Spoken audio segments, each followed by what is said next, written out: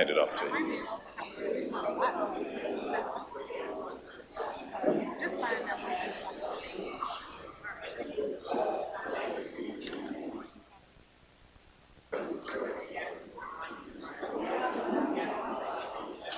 Ready? Mr. Sergeant at Arms, will you please call our February 21st meeting of the Memphis City Council to order?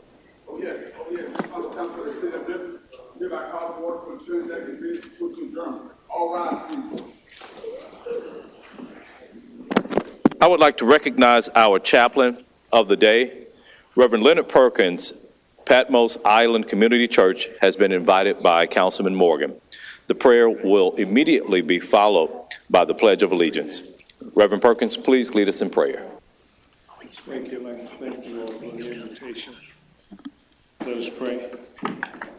Merciful and almighty God, I thank you for this opportunity to come before you in prayer. God, we ask you, first of all, to forgive us where we've fallen short.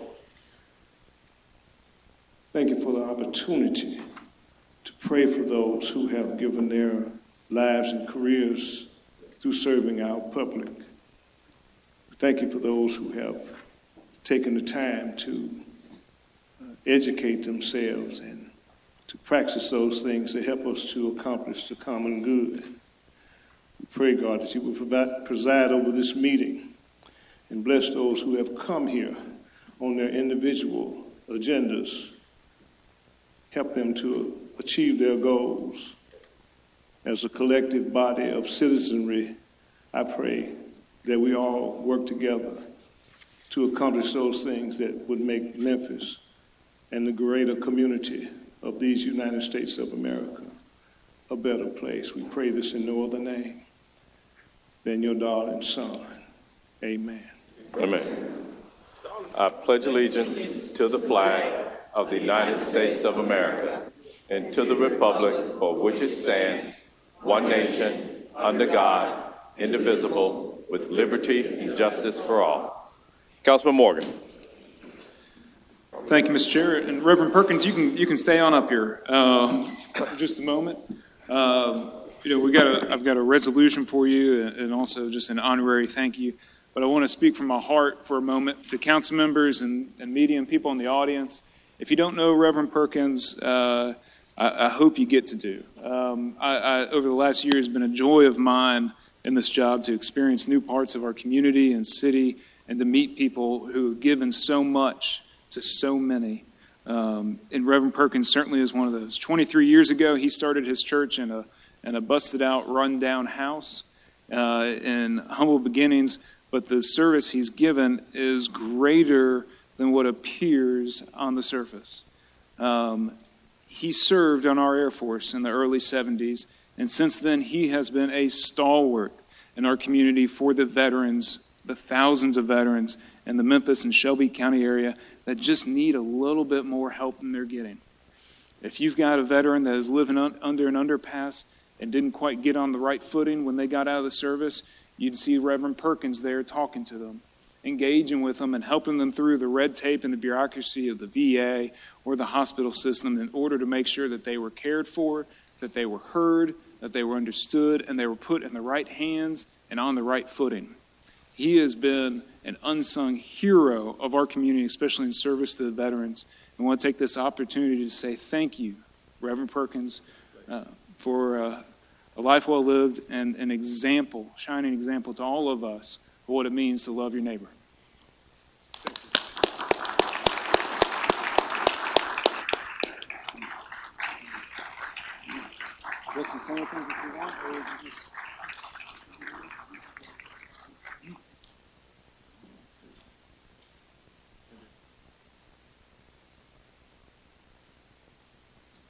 I want to thank you for this honor, and I appreciate it very much. And this gives me the opportunity to make everybody aware of the work that we are doing for veterans at 2146 Ball Road. And we call it the All Veterans Adaptive Sports Center, where we take all veterans of all periods, regardless of where you served or when you served or how you served. You can become a member of our organization. And what we do there is it's a very therapeutic environment. We provide adaptive sports for physically and visually disabled veterans. We have the Blind Veterans of West Tennessee on our property, and we are engaging now in the youth, physically disabled and blinded youth. We're having an exhibition there on the 23rd of April. You can follow it on our website at vva1113.org. But we are the largest and fastest growing veterans initiative in Western Tennessee, and we're getting ready to add equine therapy, where we'll be working with horses to help bring down the symptoms of PTSD, anxiety, and depression. I see Brother Allen back there, one of our equestrians that helps us with the horses, and we just thank you so much for this opportunity to shed some light on that.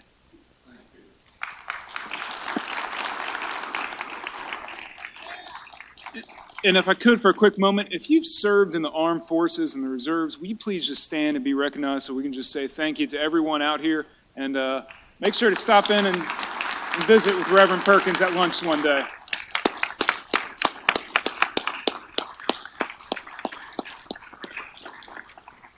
Thank you, Mr. Chair. Thank you, Councilman Morgan. Madam Comptroller, will you please call the roll? Thank you, Mr. Chairman. Councilmember Canali. Carlisle. Here. Colvette. Easter Thomas. Ford. Johnson. Logan. Morgan. Robinson. Smiley. No place I'd rather be. Swearingen Washington. Present. Warren. Present. Chairman Jones. Present. Mr. Chairman, you have a quorum. Thank you. I believe Vice Chair Smiley has read the minutes from our February 7th meeting. Vice Chair Smiley. Thank you, Mr. Chair. I read the previous meeting. And I move the adoption of the February 7th meeting. Okay, that item has been moved electronically, hopefully. Our buttons aren't. Not able. But you can do it for me. But it's not working. Go ahead. There it is now. Now I can. Now I can. Okay. That item has been moved by Vice Chair Smiley, seconded by Councilman Warren. Madam Comptroller, will you please prepare the screens for the vote?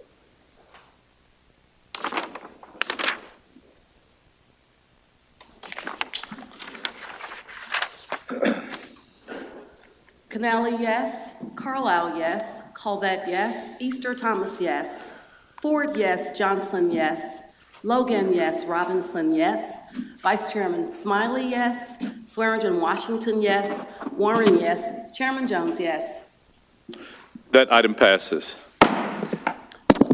Welcome to the February 21st, 2023 regular meeting of the Memphis City Council.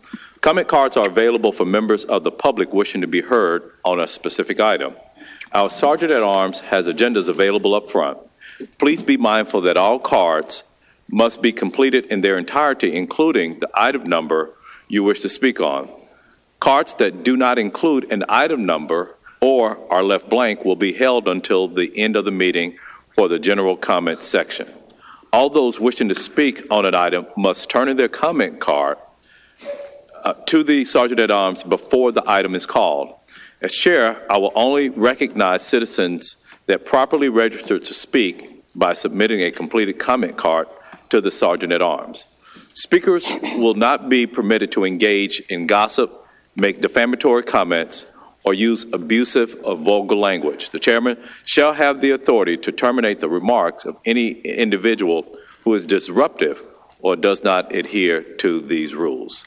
I'd like to take a moment before we begin to have a moment of silence for Officer Jeffrey Red, who passed away this weekend after being injured in the line of duty.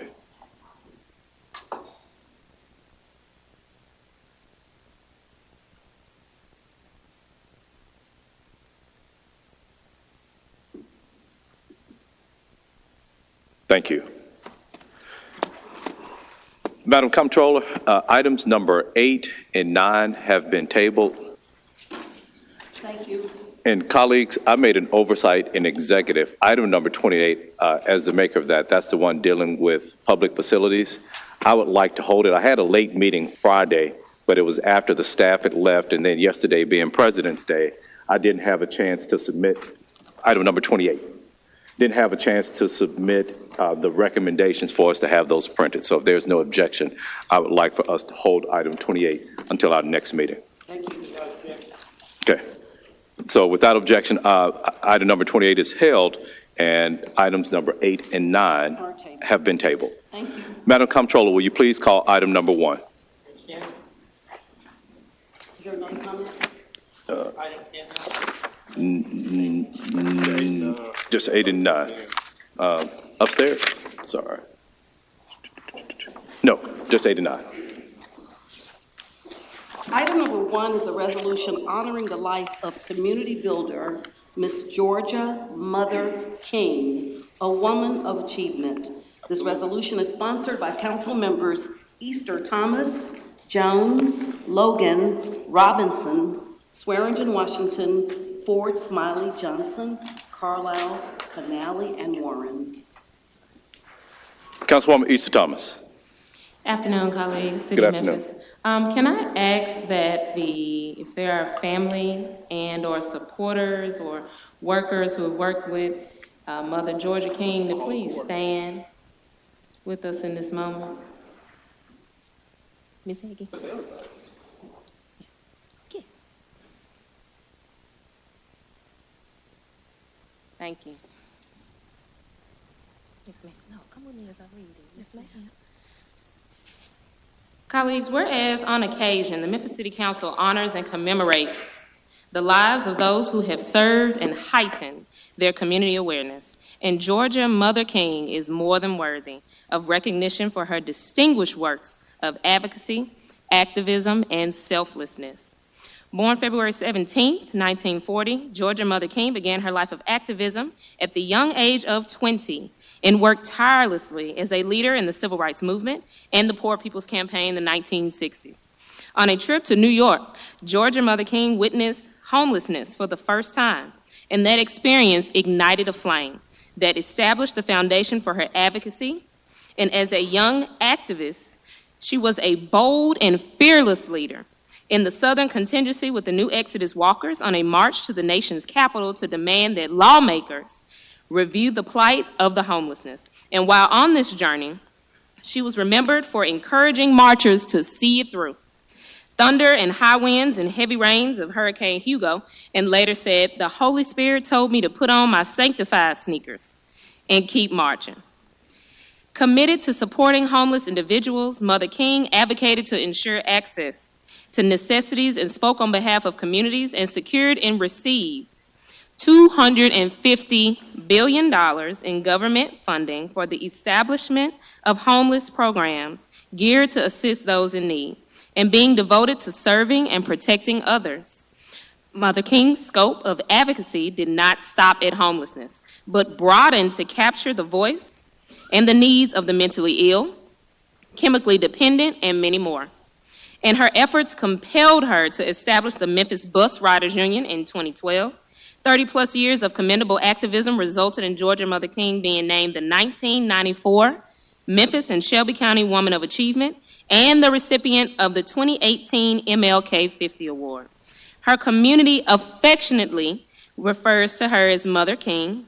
Her activism did not cease after the awards, and she persistently kept endorsing the needs of others and worked to open Miracle's mission for the homeless on South Main Street up until her untimely passing on this past February 7, 2023.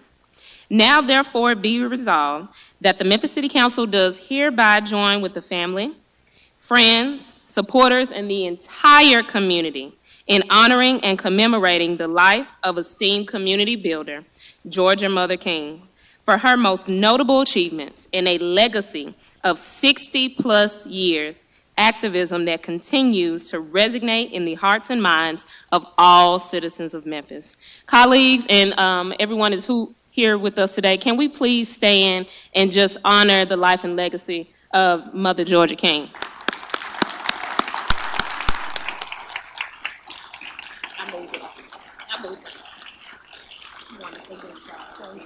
Thank you for sharing your mother. Did you want to say anything? No. We're going to get a picture. Let's go.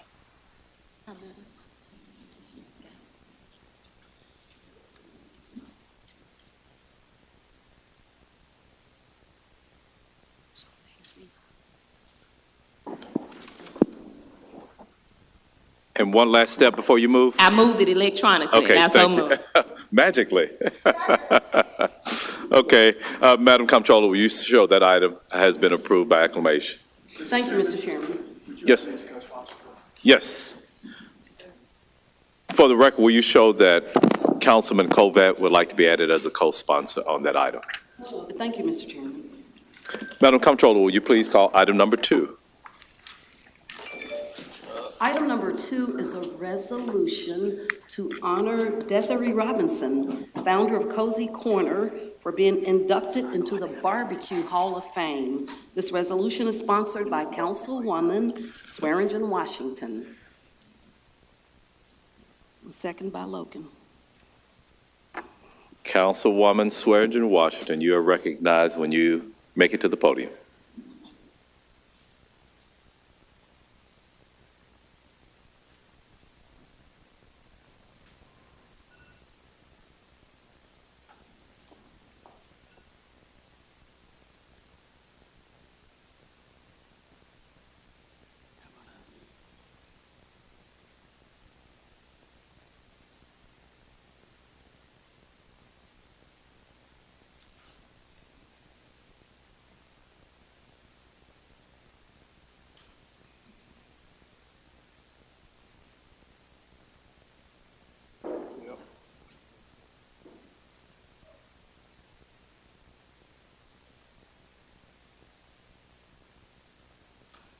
Take your time.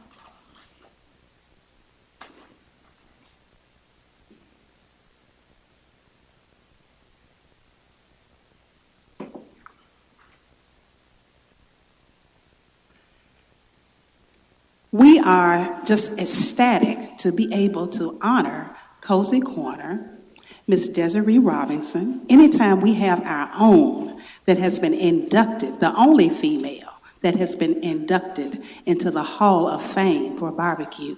We are just excited and we're honored, we're proud, and we would like to honor you with a resolution.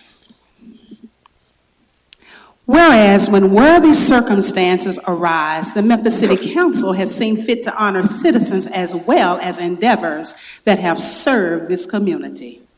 Whereas Raymond and Desiree Robinson and their legacy of achievement represent one of these worthy circumstances, and whereas Raymond and Desiree's family-owned restaurant, Cozy Corner Restaurant, with a location at 735 North Parkway, Memphis, Tennessee, exemplifies the unrivaled history of culinary talent within our internationally recognized barbecue community. Whereas established in August of 1977, Cozy Corner Restaurant had humble beginnings as the Raymond Robinson smoked meat to perfection in a small store at the corner of North Parkway and Manassas. And since then, the establishment has been expanded and ingrained itself into the world-renowned Memphis barbecue scene. Whereas with an extensive menu of the unparalleled variety of barbecue cuisine, including but not limited to their high-requested sliced pork sandwiches, rib plates, smoked turkey, and barbecue Cornish hen. It comes at no surprise that Cozy Corner Restaurant has been showcased in various social and print media platforms. Whereas it shall be noted that in 2020, Raymond and Desiree's Robinson legacy and 4 decades of success were honored when Desiree became the first African-American woman to be inducted into the Barbecue Hall of Fame.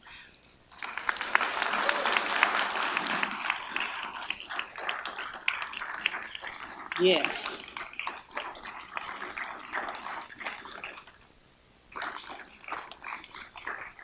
Whereas Cozy Corner's restaurant success and popularity signify the eatery's ability to serve an inimitable assortment of Southern food and charm, which as a result has garnered decades of acclaim from both locals and visitor alike. In fact, in 2020, the restaurant was named as one of the 5 best dinner spots in Memphis, Tennessee by Remax, featured in Southern Living magazine, and also named one of the 14 best barbecue restaurants you must try in 2021 in Rover Atlas. Whereas numerous accolades aside, one need only understand that the success of Cozy Corner Restaurant is in no part accidental, as the restaurant has been exclusively family-owned since its inception, and together, Raymond and Desiree Robinson passed down their original recipes to their progeny and traditions that continue to guide their descendants in the present day.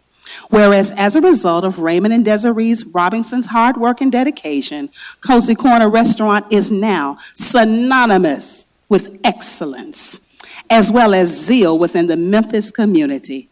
The Memphis City Council finds value in honoring Memphians whose efforts reflect our community's best qualities. We now seek to commemorate Cozy Corner Restaurant and its founders, as well as the restaurant's present and historical attributes, which have led to it being an invaluable institution within the city of Memphis. Now, therefore, be it resolved that Cozy Corner Restaurant and the enduring legacy of Raymond and Desiree Robinson be collectively recognized for their contributions to the city of Memphis. We entreat citizens everywhere to mirror their same dynamism and dedication within their daily lives, given by my hand under the Great Seal of the City of Memphis, this 21st day of February, 2023. Jana Swearingen Washington, Councilwoman, Memphis City Council, District 4, and I so move.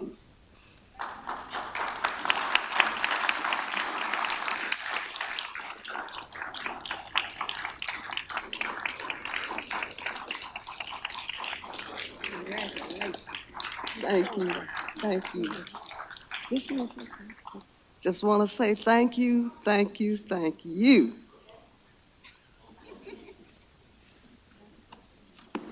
Okay. Colleagues, You know Memphis has the best barbecue in the world. But to have this type of honor, it just takes us to a whole nother notch. We're just so excited. Thank you so much. Thank you. That item was moved by Councilwoman Swearingen Washington, and Madam Comptroller, if you'll show that that item has been approved by acclamation. Mrs. Swearingen Washington, are you holding item number 3? Okay, so if there's no objection, we'll hold item number 3 until our next meeting. Madam Comptroller, will you please call item number 4? Item number 4 is a resolution approving an honorary street name change of Park Avenue from Pendleton Street to Haines Street for Kennedy King McKinney, District 4, Super District 8. This resolution is sponsored by Councilman Canale and Smiley, and there is a request for same night minutes. Councilman Canale and Smiley.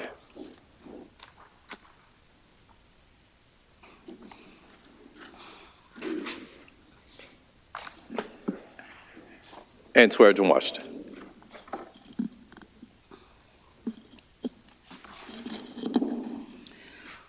Whereas when worthy circumstances arise, the Memphis City Council approves the naming of specified public roads to honor citizens in the community for their extraordinary achievements. And Kennedy, the King McKinney, is someone who has his share of such.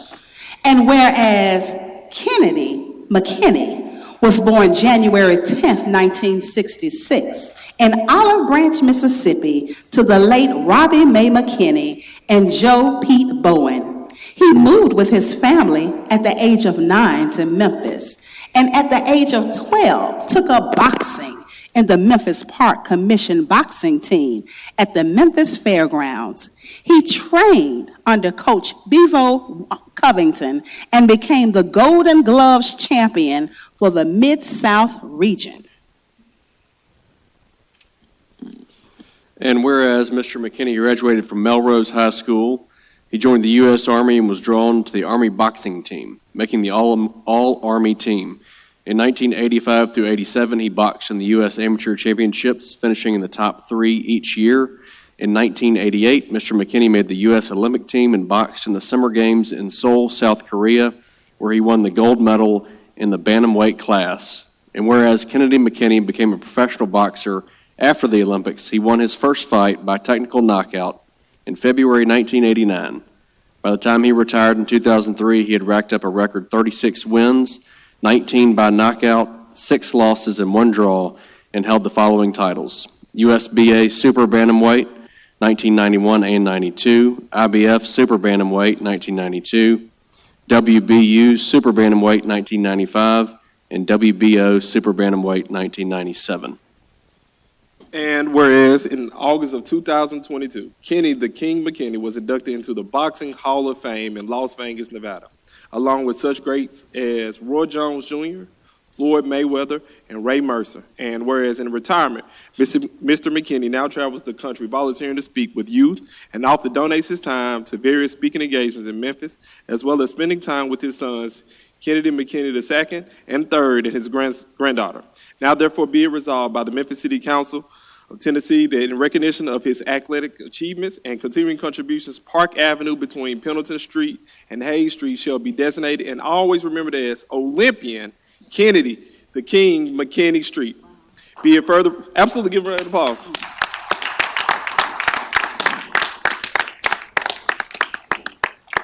Be it further resolved that the city engineer is requested to affix suitable signs so designating such public road.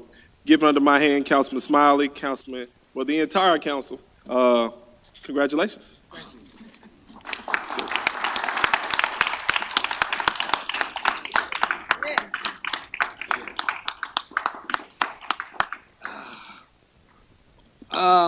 This is one of the greatest moments of my life. As like he said, I am an Olympic gold medalist, Better talk about it. a three-time world champion. Yes, sir. But this, having a street named after me, is the greatest thing I could ever think of. You know? Thank you, Memphis. For all the, thank you.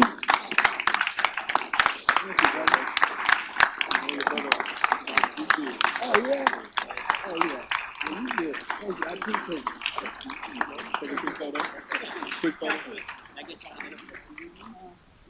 Which way? Yes, we can.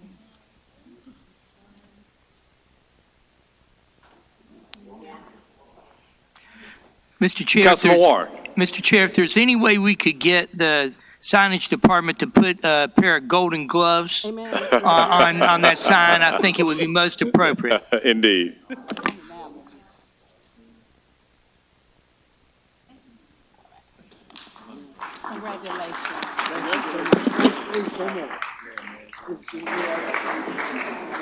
And you so move, Councilman?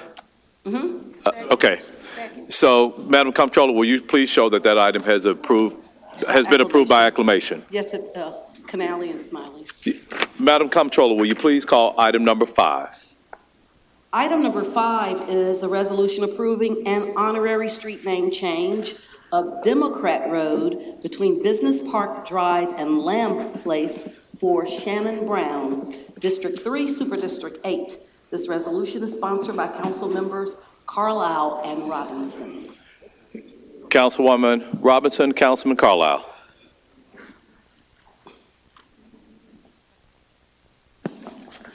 Carlisle and Logan moved it.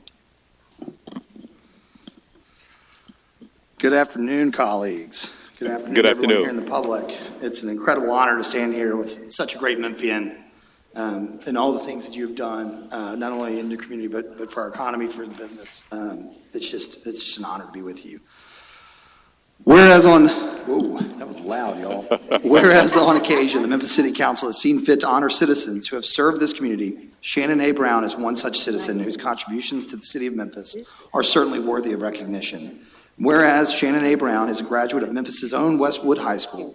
He obtained his bachelor's degree in applied behavioral science from National Louis University in Chicago and a master's degree in intermodal transportation from the University of Denver. Because of his great success and commitment to uplifting the community, Mr. Brown was awarded with the National Louis University Distinguished Alumni Award and was inducted into the Memphis City Schools Alumni Hall of Fame. And whereas Shannon A. Brown started his career at one of the city of Memphis's largest employers, FedEx Corporation, as a package handler at the beginning of his career, Mr. Brown chose to dedicate his knowledge and expertise to mastering his role and to expanding his knowledge for the organization as a whole. And whereas Shannon A. Brown's commitment and resolve led him to up the corporate ladder as he later became FedEx's Senior Vice President of Eastern Division's U.S. Operations and Chief Diversity Officer. In these roles, he was responsible for overseeing station, hub, and ramp operations in the Eastern U.S. region and maintaining an effective, diverse, and inclusive environment. He also held other executive positions within the company, including Senior Vice President and Chief Human Resources and Diversity Officer at FedEx Express and Senior Vice President of Human Resources at FedEx Ground. His leadership has been honored with multiple FedEx 5-Star Awards and the CEO 5-Star Award. Whereas, outside of his professional achievements, Shannon A. Brown contributes to a great deal to his community. He has served as a chairman of the board of the United Way of the Mid-South. He currently serves on the board of directors for Cadence Bank, Universal Insurance Holdings Incorporated, and Intermodal Transportation Institute, at the University of Denver. He also serves as the HR chair of the International Air Transport Association and is a member of the Central Board of the Boys and Girls Clubs of Greater Memphis and Orpheum Group of Memphis in Memphis. And whereas Shannon A. Brown's strong work ethic and commitment has not gone unnoticed, he has been named to the Black Enterprises Magazine's list of 100 most powerful executives in corporate America and top executive in corporate diversity, as well as Savoy Magazine, top 100 most influential executives in corporate America. He is a member of the Executive Leadership Council, ELC, and was featured in Forbes magazine's Diversity at the Top edition, which honored the ELC's 30th anniversary. Whereas Shannon A. Brown is aptly described as an innovative man of all seasons, his commitment to the FedEx Corporation has stood the test of time, and he worked his way upward to achieve great success. While he proclaimed as an exceptional leader, he also well known as a wonderful husband to his wife, Burl, and father to their 2 daughters. Now, therefore, be it resolved by the Memphis City Council that Democrat Road between Business Park Drive and Lamb Place be designated as Shannon A. Brown Road. In honor of his exemplary service, great success, and retirement from the FedEx Corporation. Be it further resolved that the city engineer is requested to affix a suitable signs designating this public road effective February 21st, 2023, given by our hands, your name, Chase Carlisle. and Councilwoman Patrice Robinson, designating this on the effective February 21st, 2023, given by our hands under the seal of Memphis today, February 21st. I so move.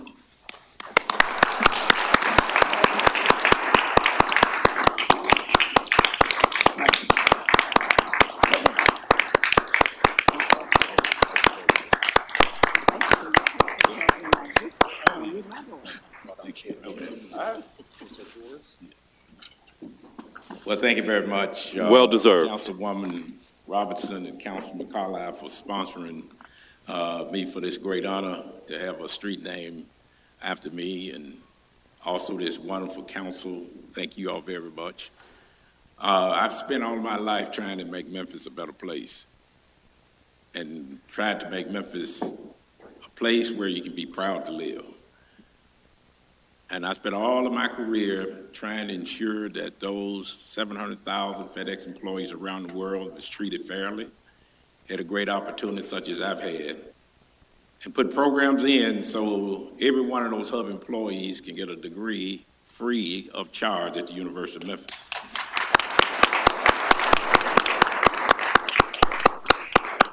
They also can get transportation free if they don't have it, that they can call us and we pick them up and take them home. Trying to ensure, especially for the young women, that they didn't feel like driving and safe at 2 o'clock in the morning, that we would take care of them. And all the benefits of any other employee, those employees have it. And I've spent my entire career to ensure that they can go from a package handler to whatever they want it to be with the career programs that we put in place for them. And thank you all for all you do in this city. We get through some of the tough times we're having, but we got great people here, and we're going to make it work. Thank you very much. Thank you, Mr. Brown.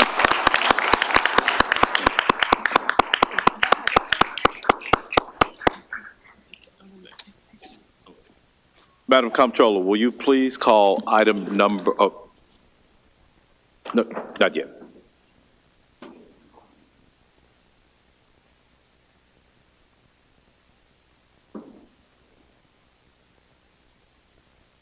Madam Comptroller, will you please call to item number 6? Item number 6 is a resolution approving an honorary street name change of South Lauderdale Street between Madison Avenue and Monroe Avenue for Dr. Floyd N. Tyler Jr., District 6, Super District 8. This resolution is sponsored by Councilman Carlisle. And Jones. And colleagues, if we could get save 9 minutes on both of these items, I sure would appreciate it. All right.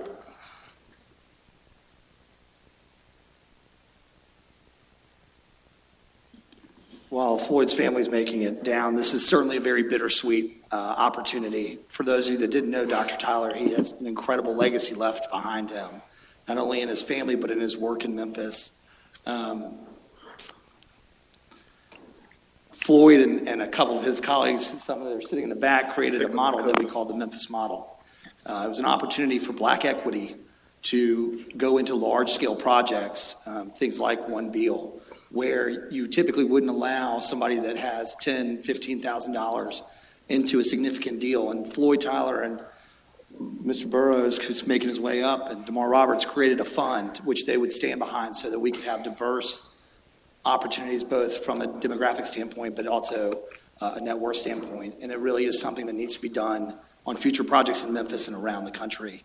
And they are the architects of that fund in the Memphis model, to name just a few things. And I will miss the time that we spent together working on that.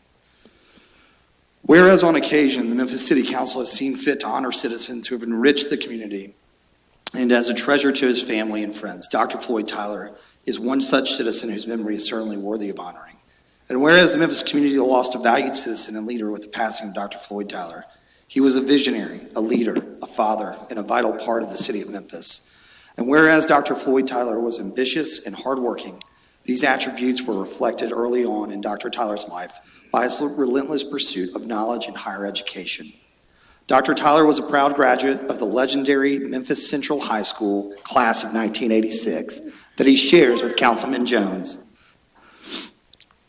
He earned his Bachelor of Business Administration and Economics from the University of Tennessee and later received his Master's in Financial Management from Carnegie Mellon University and his PhD in Finance from Florida State University. He also received the Charter Financial Analyst designation from the CFA Institute. And whereas, while pursuing his own educational advancement, Dr. Floyd Tyler also used his knowledge and dedicated his time to pouring back into more junior students by serving as an assistant professor of finance at the University of Memphis from 1996 to 1999, and as an instructor of economics at the University of Tennessee at Martin from 1991 to 1992. Chairman? Whereas Dr. Floyd Tyler was the president, founder, and chief investment officer of Preserver Partners, LLC, an investment management firm that serves a wide range of clientele, including individuals, foundations, and institutions, Dr. Tyler's company achieved great success under his exemplary leadership. He managed over $230 million in assets through the company's private funds, its liquid alternative mutual fund, and separate managed accounts. And whereas Dr. Floyd Tyler's success has not gone unrecognized, he has been featured in the Memphis Commercial Appeal, the Daily Memphian, Bloomberg News, the Wall Street Journal, and many more noteworthy publications. And whereas outside of his exceptional business acumen, Dr. Floyd Tyler was also well known for his service to the community.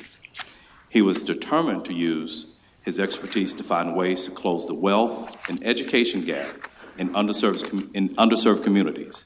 In 2009, he established Preserver Partners Foundation with a mission to strengthen the community by investing in programs that promote education, economic opportunity, and social justice. Since its inception, the foundation has founded scholarships for African American males, hosted financial literacy workshops for youth and adults, sponsored middle school writing contests, and financially supported many local programs that are doing great work to make the impact in the community. He served as a board member for St. Mary's Episcopal School and for other institutions in the healthcare, youth development, economic development industries. He's also a member of the Leadership Memphis Executive Class of 2002. And whereas it is unquestionable that Dr. Floyd Tyler was a stellar individual, He was a passionate, driven, and an inspiration for those who will follow in his footsteps. His impact will continue to be felt. His legacy will be carried on for years to come. Now, therefore, be resolved by the Memphis City Council that South Lauderdale Street between Madison Avenue and Monroe Avenue be dedicated as Dr. Floyd N. Tyler Jr. Street in honor of his memory and impactful contribution to the city of Memphis. Be it further resolved that the city engineer is requested to affix suitable signs designating this public road effective February 21st, 2023, given by our hand under the Great Seal of the city of Memphis, the 21st day of February. Chase Carlisle, Martavius Jones, Memphis City Council, and I so move. I second. Properly moved and second. Madam Chair, by acclamation.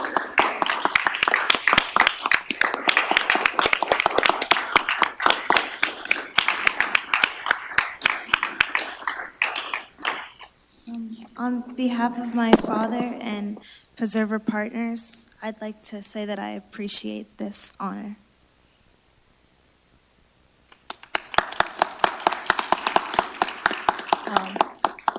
Thank you, Councilman Jones and Councilman Carlisle and the rest of the City Council. This is a tremendous honor.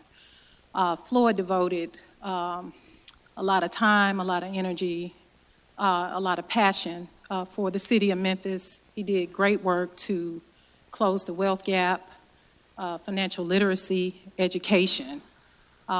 He was passionate about his work, and on his behalf, I thank you all. We appreciate this.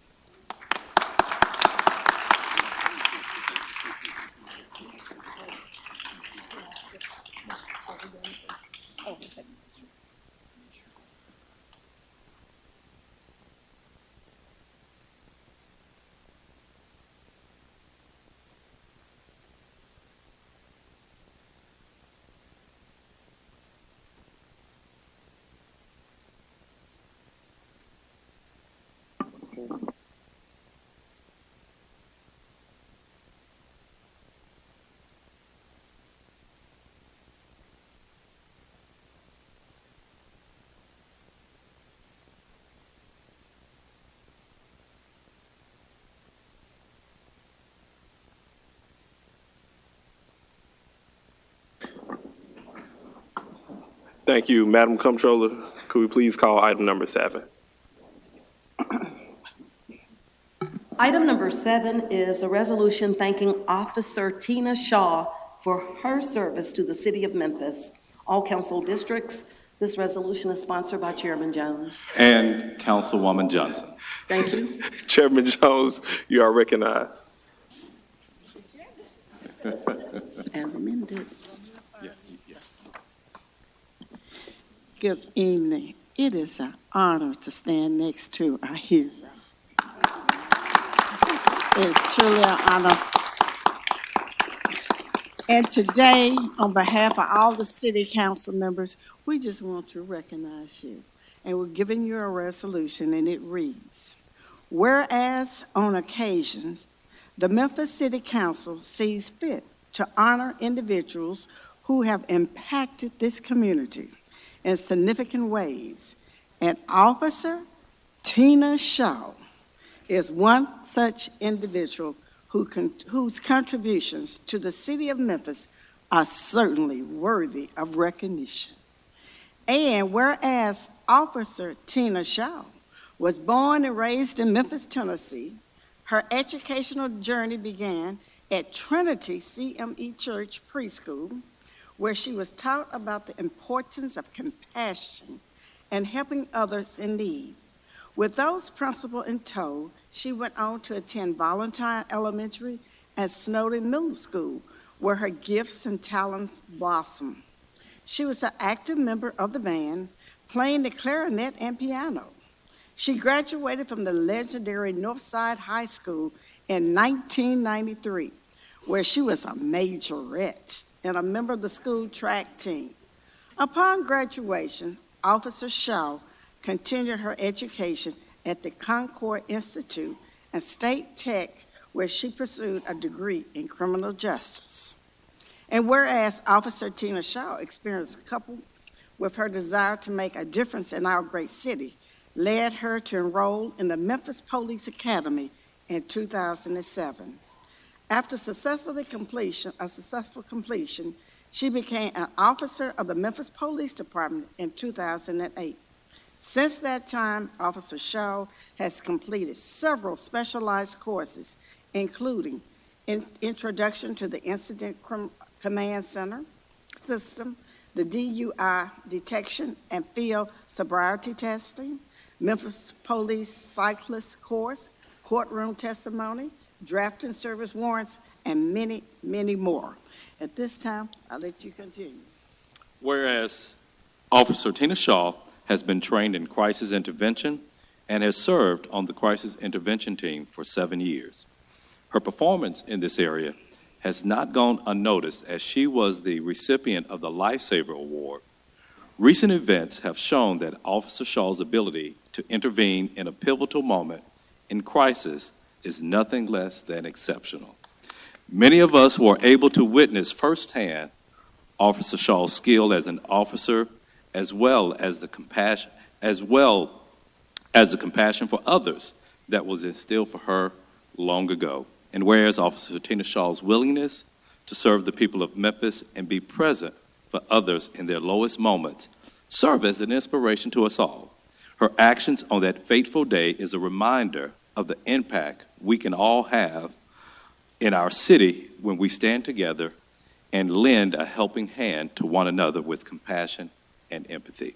Now, therefore, be it resolved that the Memphis City Council honors and commends Officer Tina Shaw for her willingness to help and her unwavering commitment to support the people of Memphis. Given by my hand under the Great Seal of the City of Memphis on this 21st day of February 2023, along with my colleague, Councilwoman Cheyenne Johnson, Martavius Jones. Congratulations.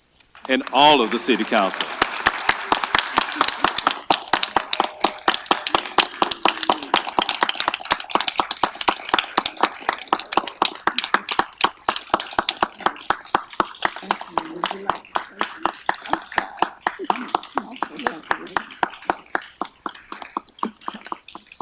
Okay, let's hear from the Officer Tina Shaw. First and foremost, I want to say thank you, God, for being the head of my life. I thank you for this award and this recognition to the councilman boards. You as well, Ms. Johnson, and you as well, Mr. Jones, my superiors, my colleagues and friends. It's just an honor and a blessing to be where I was at that day. I'm going to continue to serve Memphis as a police officer. I'm a mother of 3. I am a sister, I am a niece, I am a friend, I am all of the above. I continue to try to strive and show transparency in what I do daily. It's not always about arresting the bad guys. It's also about helping the mental illness. It's very prevalent in this city, from minors all the way up to adults. Suicide is real, and I just try to allow myself to be transparent and allow the community to see that I can be trustworthy. I am trustworthy, and I will continue to do what God has allowed me to be in this position to do. Thank you. This item was properly moved and seconded.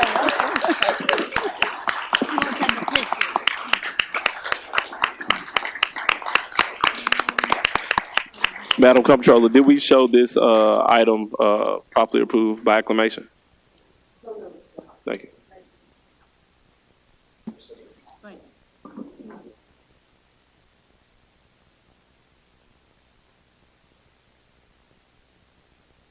All right, while Chairman Jones and Councilwoman Johnson are making their way, Madam Comptroller, can we call item number 10?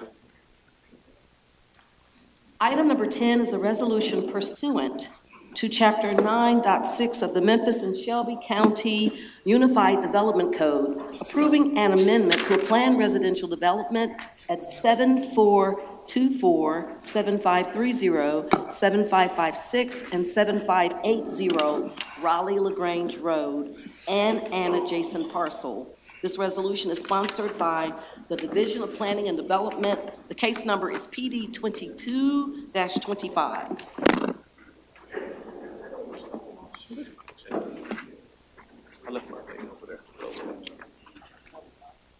Yep. Councilwoman Johnson. Go. Let me jump over the chair.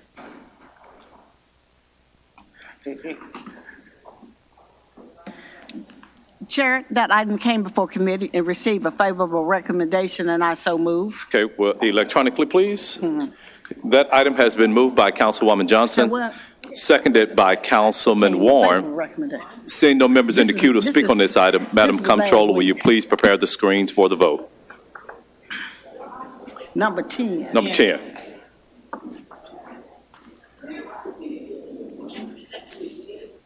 It was a split parcel, half the building was on one side. For item number and 10, the other half Carlisle, was yes. trying to combine them. Colvett, yes. Johnson, yes. Logan, yes. Morgan, yes. Robinson, yes. Swearingen, Washington, yes. Vice Chair Smiley, yes. Warren, yes. Right now, alone, you're. Chairman Jones, yes. That item passes. 10. Madam Comptroller, will you please call item 11? Item number 11 is a joint ordinance amending the Memphis and Shelby County Unified Development Code as adopted by the City of Memphis August 10, 2010, and by the Shelby County Government August 9, 2010, as amended, to revise and enhance the joint zoning and subdivision regulations as recommended by the Memphis and Shelby County Division of Planning and Development and the Land Use Control Board, up for third and final reading. This ordinance is sponsored by the Division of Planning and Development. The case was held from January 24th. There's a case number. It's ZTA 22-01CC. Our ordinance number is 5844. Thank you. Councilwoman Johnson. Chair, this item was this Planning and Zoning Committee, and we approved it with an amendment. So I am moving it as amended. And Moved as amended by Councilwoman Johnson, seconded by Councilwoman Swearingen Washington. We'll hear a presentation. If there are any council members interested in hearing a presentation on this from Mr. Zena. Ms. Carlisle. Thank you, Mr. Chairman. Sorry. Just as a matter of parliament, I know we amended it in committee with favorable, but I think it has to, I just want to make sure that those amendments are being, this is actually now a substitute ordinance reflecting items 3 through 9. All right. That's correct. It was amended in committee. Thank you. I just want to make sure we had that clear for the record. Okay. Thank you, Mr. Chair. Colleagues, before I call for the vote on this, we have comment cards from 4 individuals who wish to speak on this item. The first speaker is going to be Don Jones.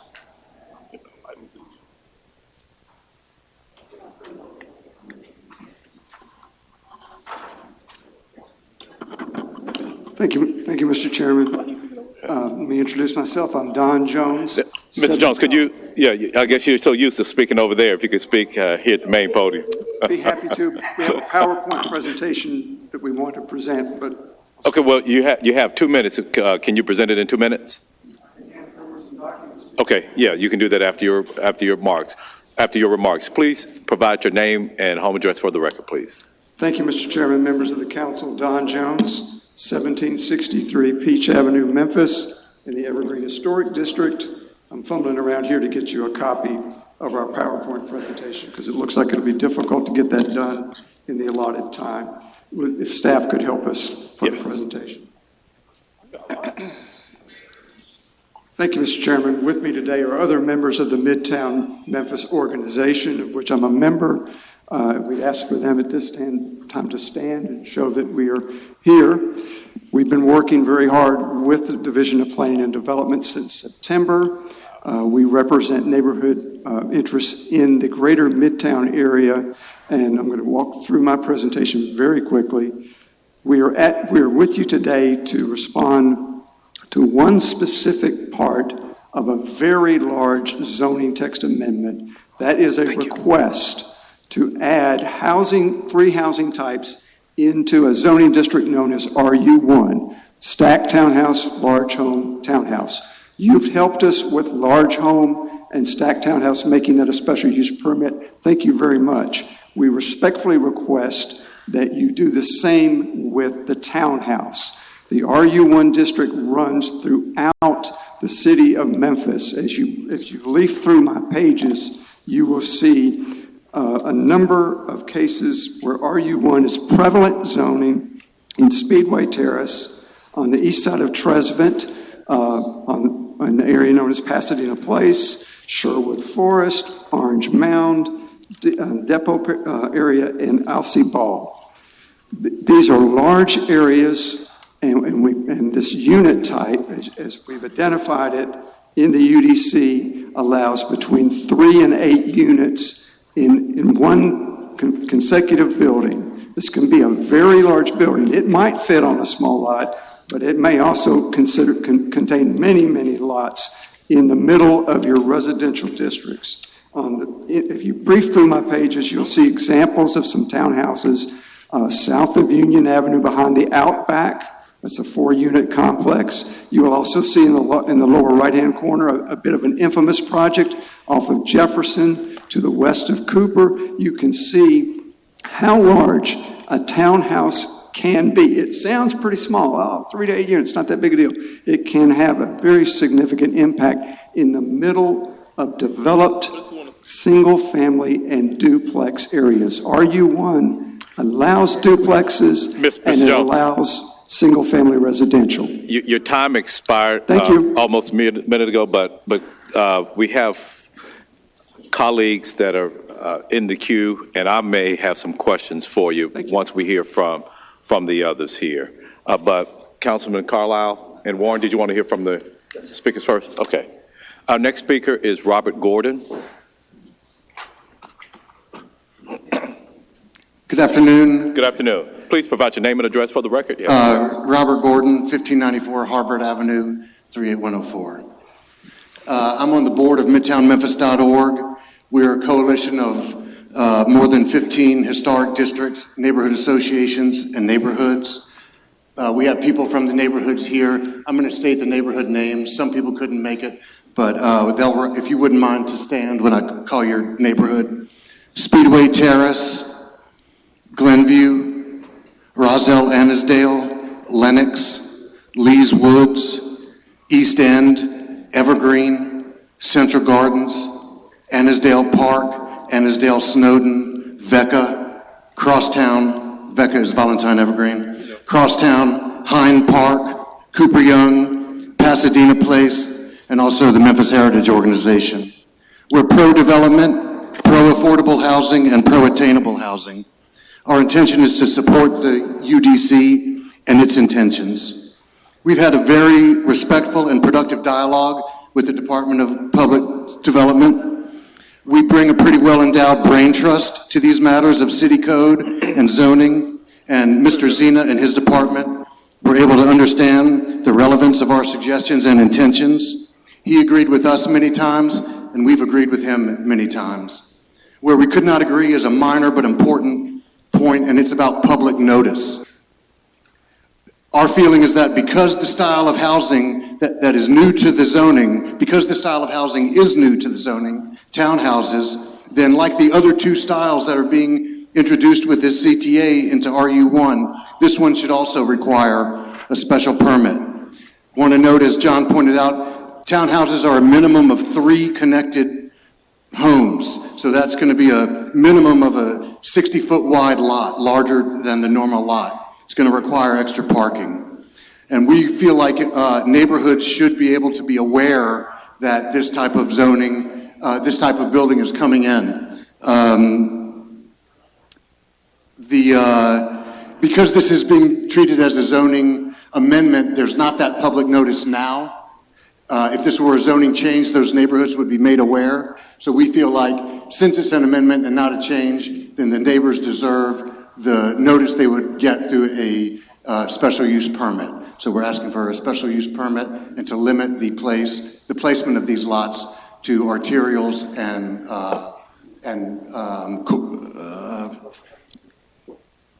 collectors. Thank you. Thank you very much. Thank you. Our next comment card is from Pamela Moses.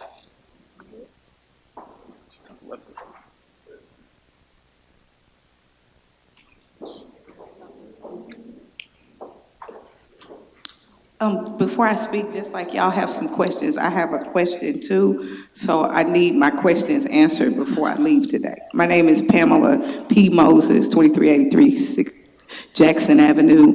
I'm here because he's gone, Mr. Zena.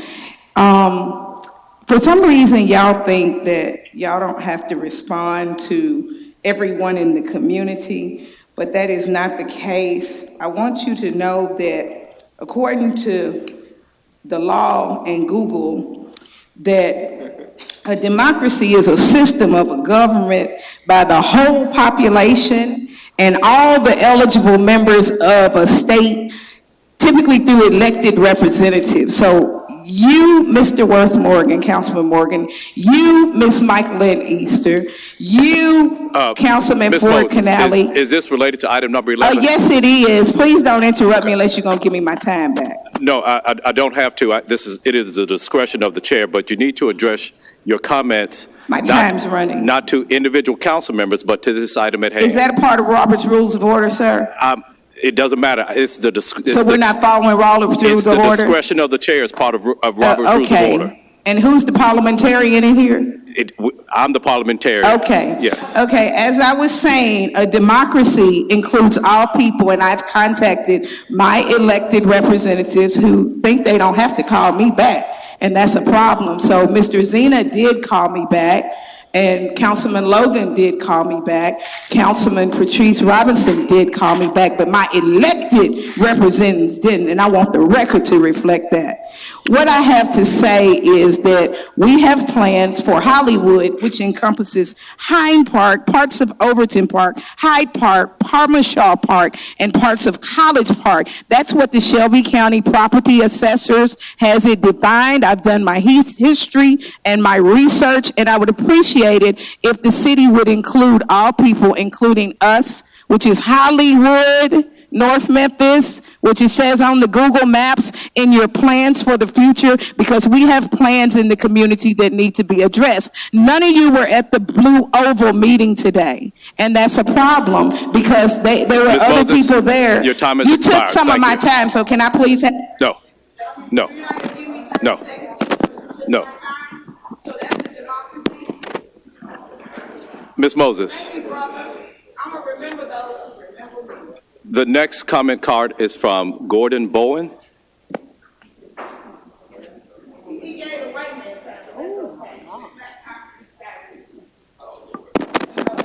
Mr. Bowen, please provide your name and address for the record, please. I'm at 694 North Resident Street, Memphis 38112. I just handed some pictures to Councilman Smiley, but I'm coming up here. I live right beside an approved PUD in the Overton Drainage Bayou that was opposed by the majority of our neighbors. We wrote at the last hearing 48 letters with 115 mentions of the words flood, flooding, and similar words. We gathered 260 signatures in opposition. It passed anyway. Last April, the developer cleared the entire green line and all trees and has made no drainage improvements. This is particularly important to me because the development that was cleared is immediately next door to my house. The photos that I just passed around show the floods following not, a flood event or a huge thunderstorm, but just a heavy rain day. And the city has not made the needed drainage improvements to prevent flooding in our neighborhood and surrounding areas on these streets. So what we're asking for is that you guys please don't allow increased density by allowing townhomes in sensitive drainage basins. Even if you approve the townhomes in RU1, we're seeking an exception for areas that have sensitive drainage basins.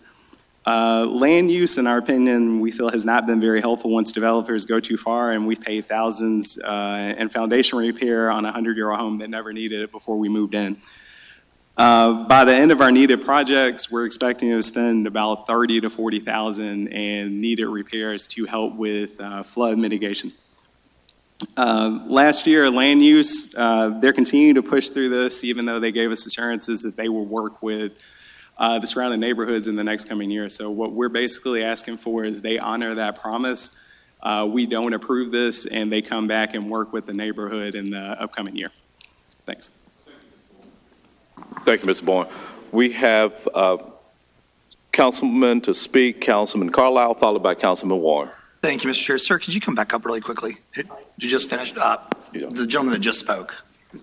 Yes, sir. Sorry, I'm taking a quick peek at this. This is still under construction? Or Yes, are these? sir. Yes, sir. These are?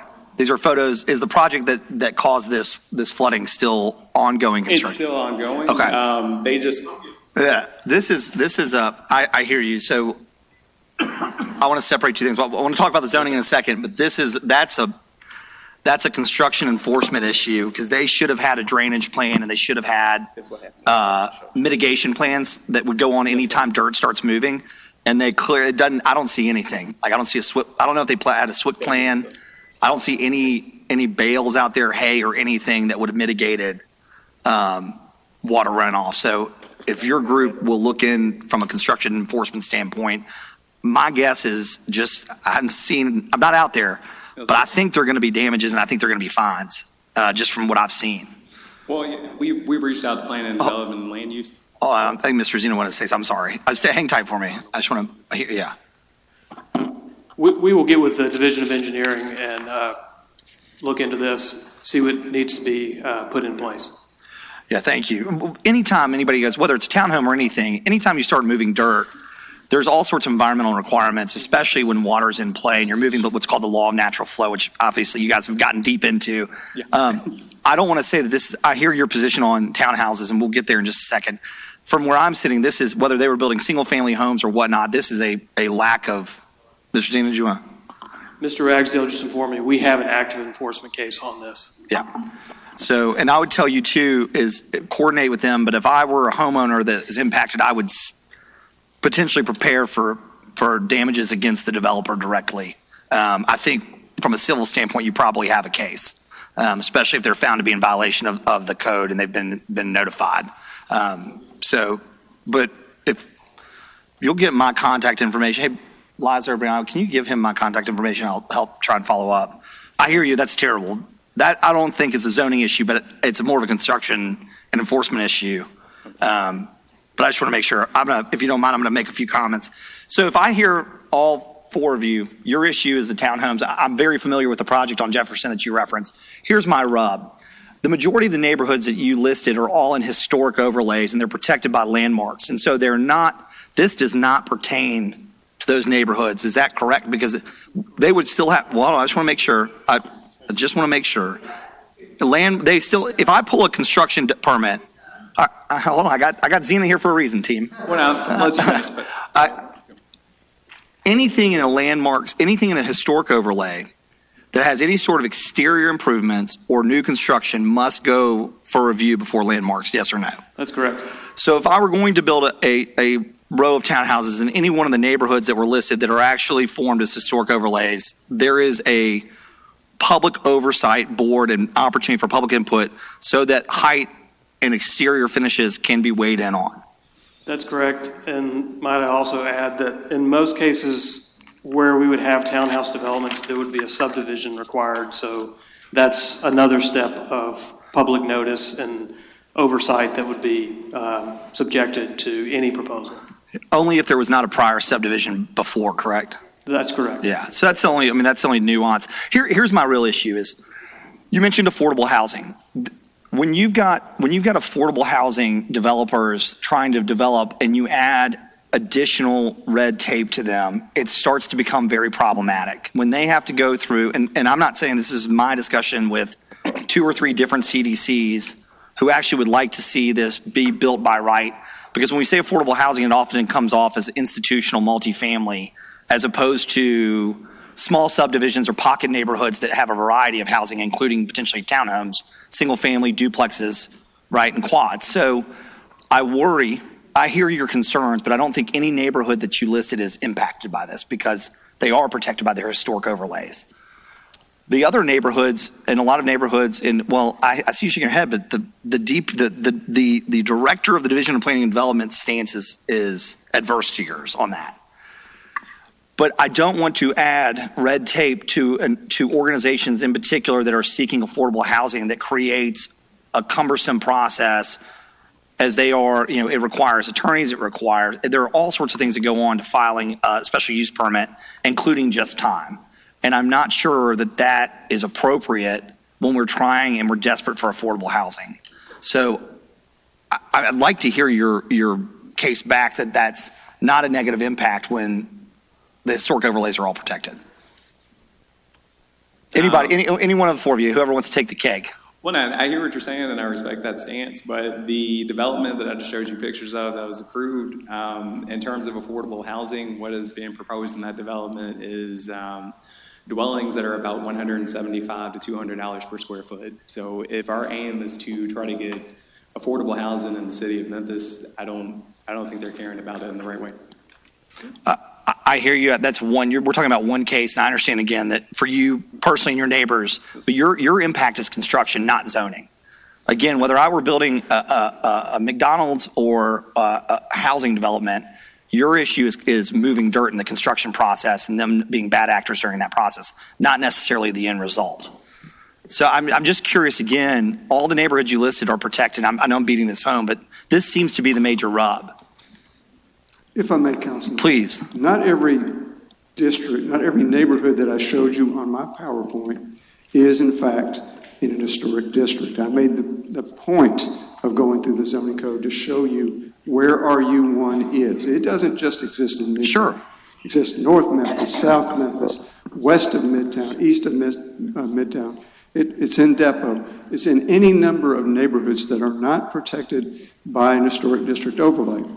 An historic district overlay just deals with the structure, as you said, the exterior appearance. What we're talking about here is zoning, the right of developing land if you happen to be in the RU1 zoning district, which heretofore, since 1955, has been limited to single-family and duplexes. So we're introducing a new element. We don't know where these lots are going to pop up. We don't know where this townhouse is going to go. There's going to be large institutional uses, churches, schools, civic organizations that, because of economics, no longer continue. They're going to have large tracts of land in the middle of neighborhoods because the zoning code allows schools and churches to go in any residential district. That is a huge opportunity in the development community and a huge impact on neighborhoods. A special use permit lets this come to you, lets you say, this is, we think, appropriate because gives your constituents an opportunity to have a voice in the argument. I'm appreciative of your comments about affordable housing. I don't have the answer. We've been trying to solve affordable housing. I'm 65 years old. We've been trying to deal with affordable housing, and I'm just not sure the zoning code is where you get affordable housing taken care of. I would absolutely agree to some dialogue to maybe further limit where some of these things go. Maybe it's 100 feet from an intersection. I think there's a lot of ways we can approach this. As a neighborhood group, we're on the scramble here since September, trying to get caught up and get to you and share with you our concerns. We can't unravel everything. We've been trying to unravel 3 huge ideas in your zoning code, and we've been pretty good. We've given away 2 of them by mutual consent in individual single-family districts. We don't think pushing back on a new housing type, which has the potential to be very, very large, is a huge ask. We think a special use permit is resistant. And thank you for that. Thank you. Director Zena, I hear a somewhat reasonable, I understand their argument. So the question is can we compromise here? And I'll tell you what, if we get to a point where it becomes cumbersome, or if we make a designation for an affordable housing application, would that be something potentially that could be waived by the administrator? That'd be something you'd be agreeable to. So ultimately, I'd agree to a special use permit for market housing.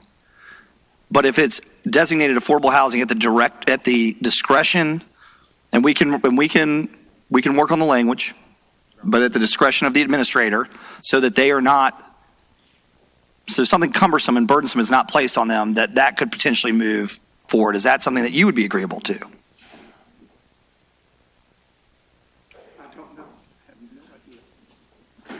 Well, go ahead. If you could just tell us what is involved in that. I mean, what? So affordable housing is defined. So it'd be housing units, and I would probably say workforce housing too. So it's defined by rent that's occupied, renters that occupy those houses. It's designated as affordable, and typically affordable would be considered 80% of the AMI. Workforce, I think, comes down to 65 or 60% of the AMI. But the idea would be that, again, those that are developing like Heights CDC, the Works Inc., that they are not heavily restricted by us because they are trying to move forward those projects. And then anything that would be really market rate would be a special use permit. This is about the size and the scale of the building and its proximity to its existing houses and structures in that neighborhood, not about ownership. If you can find a way around that, that seems like an approach that might have some merit. What do you think the atypical height of a townhome should be?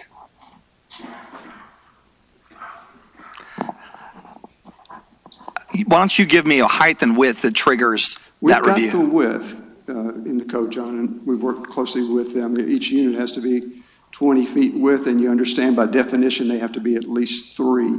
So you're already at 60 plus setbacks. And I believe we've got height already in there. That's correct. John, do you remember off the top of your head what the height is? We're proposing 45. I'm sorry. 45. That's reasonable. Yeah. So anything below that is by right, or I mean, special use. Anything? What's our compromise here, John? Well, the special use permit just deals with whether or not the use is allowed. The bulk regulations we would have in the district. What we were just talking about offline is if this is on the fly, but if we allowed townhouses by right in RU1 on the major streets, arterials, and collectors, and then on all other streets, special use permit. Would that be amenable? Mr. Chairman, I move that as a friendly. Before you move, I'd like to hear from what the council members would like to speak on this item, and we can come back and hear your motion. But there were fair enough. Council members in the queue that wanted to be recognized before then. Councilman Warren. That's great. So I'm going to make that motion. No. You can second it, Mr. Carlisle. Thank you so much. But I just was wanting to say that right now, and I do make that motion, but right now, they can put duplexes everywhere. Okay? Duplexes go everywhere. And as I understand, these townhouses are just a different type of duplex. At least that's what they're supposed to, it's what we've been told, not necessarily. But if they're not, I'd like to know why not. Mr. Zena, can you tell me why they're not the same or why they are? So in Chapter 3.4 of the Unified Development Code, there are a couple of different types of single-family attached. Single-family attached two-family is a duplex, and single-family attached townhouse is what we're talking about. So essentially, the Unified Development Code defines a townhouse as a single-family use, but in terms of where they're allowed to be, they're treated more like a multifamily use. So what we're proposing is that where the single-family attached duplex is allowed by right, RU1, that we also allow the single-family attached townhouse. So obviously the differences are the townhouse is... Can you have more than a duplex is 2? 2 units is a on one townhouse lot. 2 or can it be 3 or 4? It's, a duplex is 2 units on one lot. And Okay. in the case of a townhouse... Yes, in the case of a townhouse, each individual unit has a 20-foot wide lot. That's what we're proposing. And then it is attached at a shared wall with another unit, and the definition of in Chapter 3.4 also specifies that it's 3 to 8 units. So potentially you could have up to 8 that are attached with shared walls, but each of those would have its own 20-foot wide lot. Okay, thank you. So I'm going to leave that motion to Mr. Carlisle to make it because he knows what he's doing at this point. Thank you. Councilwoman Logan is in the queue, followed by Johnson, and then I'll make some comments before I come back to you. Thank you, Chair. Director Zena, so just to be certain I understand, these are only permitted in neighborhoods that already have allowances for duplexes. That's all we're talking about right now. If your neighborhood does not already allow that, we're not talking about that neighborhood. That's our proposal. That's correct. Okay. And what was just suggested as a possible amendment would be, even in those neighborhoods, they would be allowed by right on the major streets, arterials and collectors, and any other street, they would have to get a special use permit. What's considered a major street? It's defined as an arterial or collector, essentially a major roadway that is defined in our region's long-range transportation plan. That doesn't tell her what she's at. Yes, I understand that. So what's that? Can we put it in layman's terms? Like, okay, if there's like a street, if there's like a red light there, that's a arterial, yes. or something along those lines. Stoplights. So yes. put it in. Okay. Hollywood Street. Oh wow. Fraser Boulevard. Thank you, Mr. Fox. So major streets of that nature. So okay. All right, not just a neighborhood street. It has to, if a neighborhood does not have a major street, if it doesn't have a major street, it won't be included either, correct? It would require special use permit. It has to come back to us. Okay, great. Based on what is maybe on the floor? Yeah. Well, we'll get on the floor. Councilwoman Johnson. I basically tried to get into the queue to make the motion in regards to what we did on the sideline over here in order to address the townhouses situation. But since it came out and John said it first, Warren moved it, so I don't know if Carlisle seconded it. Maybe I can second it. I don't know. But and that's what you intend on doing. Right. So colleagues, this brings an interesting point related to this. The way that, so this is up for third reading, right? Yeah. So the way that we have things set up, it's really not conducive to public comments like this. Because there can be things that come before us. We up for third reading, we make all of these amendments, and then it may warrant further discussion because I'm getting an understanding of this that I didn't have beforehand, and here I have 5 minutes to either vote it up or down. Chair, I do think in this particular situation, we have time. There is not a major deadline on this particular third reading. So if you want to extend it, because time-wise, as I'm thinking about it's things, fine. and so to your point, Councilman Warren, I think about a duplex traditionally here in Memphis is on a lot side by side. But if you take a duplex and you have steps and one on top of the other, to me, that's still a duplex because there are two residences there. But we may call it a townhouse here, but in another part of the country may call it a duplex, but they're serving the same, they sort of look the same. So that's why, as we're having this discussion and we want to bring density back into the city, that's why I'm supportive of it, but I just don't feel that I'm versed enough in it. This, Mr. Jones, this was quite handy to me. You all need to hand out this for new council members because I hadn't received anything. Here I am, I'm in my 7th year and still learning this whole P&Z discussion here. So if there's no urgency in us approving this, I would, even if we can entertain the motion to have it amended, but we still take it back to committee for discussion, and then it'll just be on third reading when we come back. Mr. Chair, I move that we make that amendment as recommended by Mr. Zena. Okay. To which we will have townhouses residential by right on major arterials and major roads only, and that we bring this back for its third, we hold the reading and allow further public comment and have our third reading next meeting. Is there any objection? Is there a second to that? Doesn't sound like, hold up. Okay, go ahead. That's part of it. The other part was if you want it in residential areas, you need to come in with a special use permit. Yeah, that by definition of special use permit for residentials. Well, Councilwoman Johnson, would you make thank make you that so motion? much. I will. You withdraw. are we making a motion to postpone it, or we Both. make a motion to? Both. Okay, I want to move it in order for townhouses to only be allowed to be built without special use permits on major streets, arteries. And all other locations will require a special use permit for townhouses to be constructed. No, Mrs. Zena, if you could say, you said something about arterial I just said major roads. connectors and, arteries. right, yes, yes. Same.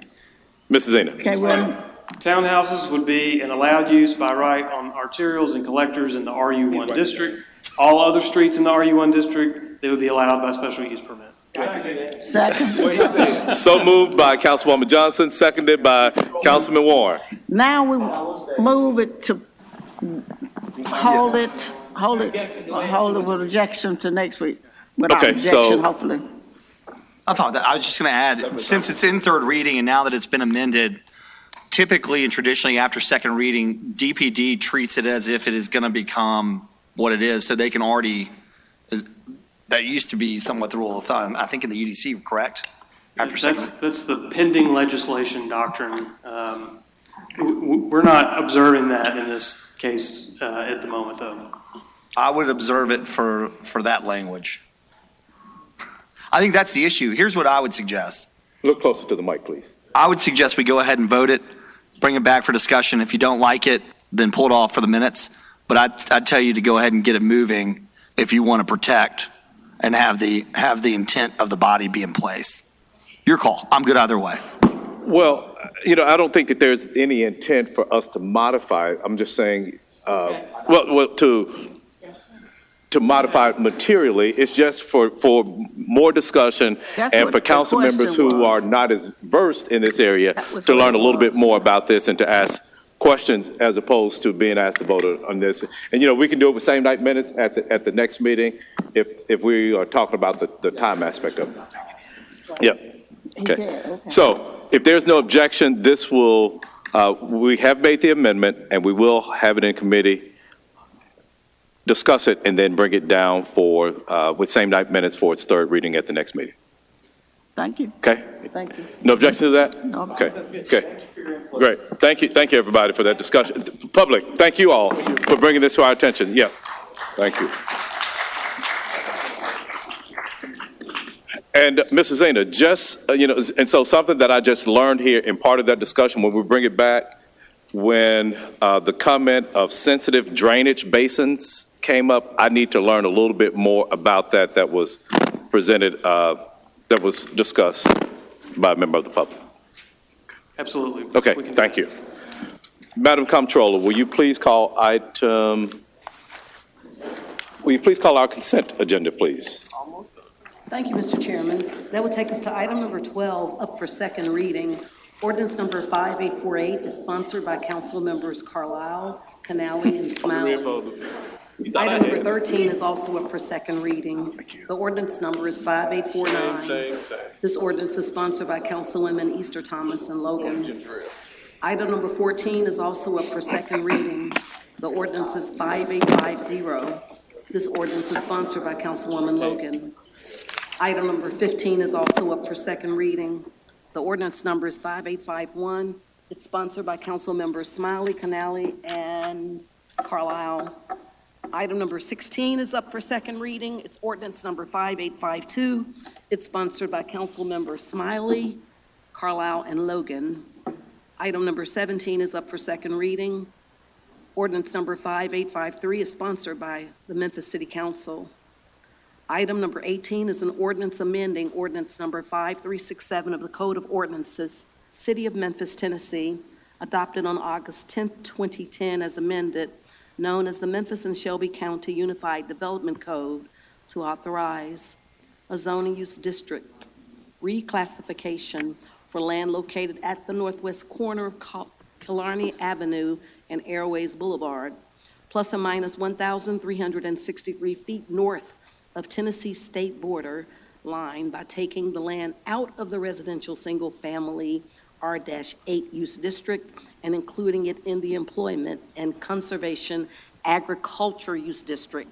This ordinance is up for first reading, sponsored by the Division of Planning and Development. The case number is Z22-10. The ordinance number is 5854. Item number 19 is an ordinance amending ordinance number 5367 of the Code of Ordinances, City of Memphis, Tennessee, adopted on August 10th, 2010 as amended, known as the Memphis and Shelby County Unified Development Code, to authorize a zoning change from residential single family to commercial mixed use at 2245 Frazier Boulevard. Up for first reading, this ordinance is sponsored by the Division of Planning and Development. We have a zoning ordinance up for second reading. The ordinance number is 5847. The case number is Z2212. Item number 21 is Engineering Division items. 21 is a resolution approving engineering plans for Harmony at Morning Grove Woods Plan Development Phase 4 and accepts bond as security. There's a request for same night minutes. The contract is CR 5436. Item number 22 is a resolution accepting public improvements for Stonebriar Phase 11, contract number 5337, and authorizes release of bond. There is a request for same night minutes. On our add-on agenda, we have item number 41, an ordinance up for first reading, amending Article 7, Chapter 36, Section 36-130 of the City of Memphis Code of Ordinances to establish rules and regulations relating to the operation and regulation of short-term rentals in Memphis, up for first reading. Ordinance number 5856 is sponsored by the Memphis City Council, and that was requested to be added on to our agenda today. And item number 42 is an ordinance to amend City Code of Ordinances legal holidays to add June 10th, Independence Day, as a legal holiday. Up for first reading, ordinance number 5857 is sponsored by Councilwoman Easter Thomas and Chairman Jones, and that was requested to be added on today. Mr. Chairman, that concludes our consent agenda items. Thank you, Madam Comptroller. Colleagues, at our last meeting, we had a number of items, ordinances that are up for, that are now up for second reading. When we had them on our agenda for first reading, we basically suspended our rules where we allowed for public comment. Well, we have a number of different items today that are on the consent agenda, and we have a plethora of cards. So it is the will of the body, will we hear from this? Because normally we will not make any changes to these ordinances. I don't know that we have to, if I may, Mr. Chairman. Okay. I don't know that we have to suspend the rules or divide the question. Right. What I would do is just allow anybody that has an item on consent, come and speak to that item if you want to call them in order, and then we will vote on the consent agenda as a whole versus having multiple votes. Right. So we're still going to vote on the entire consent agenda, but it was just a matter of whether we wanted to hear the public comment, which we normally do not do for items that are on for second reading. Based on the set of circumstances and the amount of people that are here to speak, I think it'd be appropriate to allow them the opportunity. Okay. So, colleagues, for item number 12, we have 2 cards. For item number 13,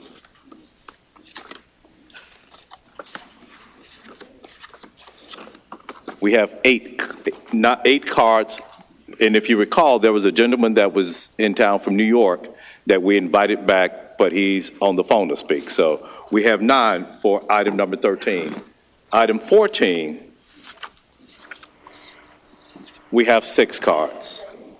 Item number 16, 1 card.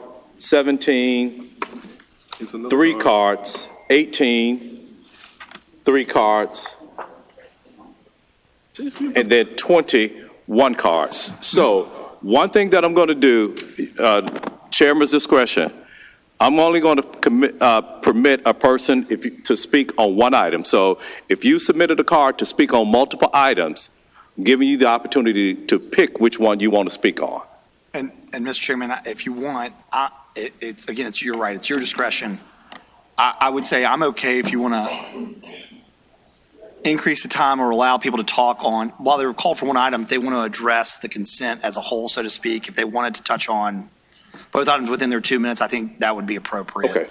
as well. If there's no objection to that, so what Councilman Carlisle is saying is that if you did submit a card for multiple items, let's just say 12 and 13, just picking numbers here, you can use your time to speak on both of those items, doing that allotted 2 times as opposed to just speaking on one item versus the other, as long as it's within. One more thing, for the gentleman from the Vera Institute, what I was hoping we were going to have the opportunity to do is actually come and zoom into committee so that we could have more time to chat. And I know that these are up for third and final next meeting. So if there's some time that we could get in Councilwoman Logan's committee to have him present for 10 minutes, talk for a few minutes, that would be most helpful for me than having him on the phone in this big room. See if he's If that's, well, whatever the chair of that committee wants. But the whole point is I'd like to hear from him in a more meaningful way, and it's much easier in the committee room when we've got more time to do it. I agree. So what I was having staff to do is to see if he would be able to avail himself for our next meeting to do that, and that can save a little time today as well. Okay. So, Ms. Logan, as the chair of that committee, would you allocate time in the next meeting that we can hear and have a more in-depth discussion with the gentleman? Okay. Okay. So, the 2 cards that we have for item number 12 are from Beth Hoffberg and Pamela Moses.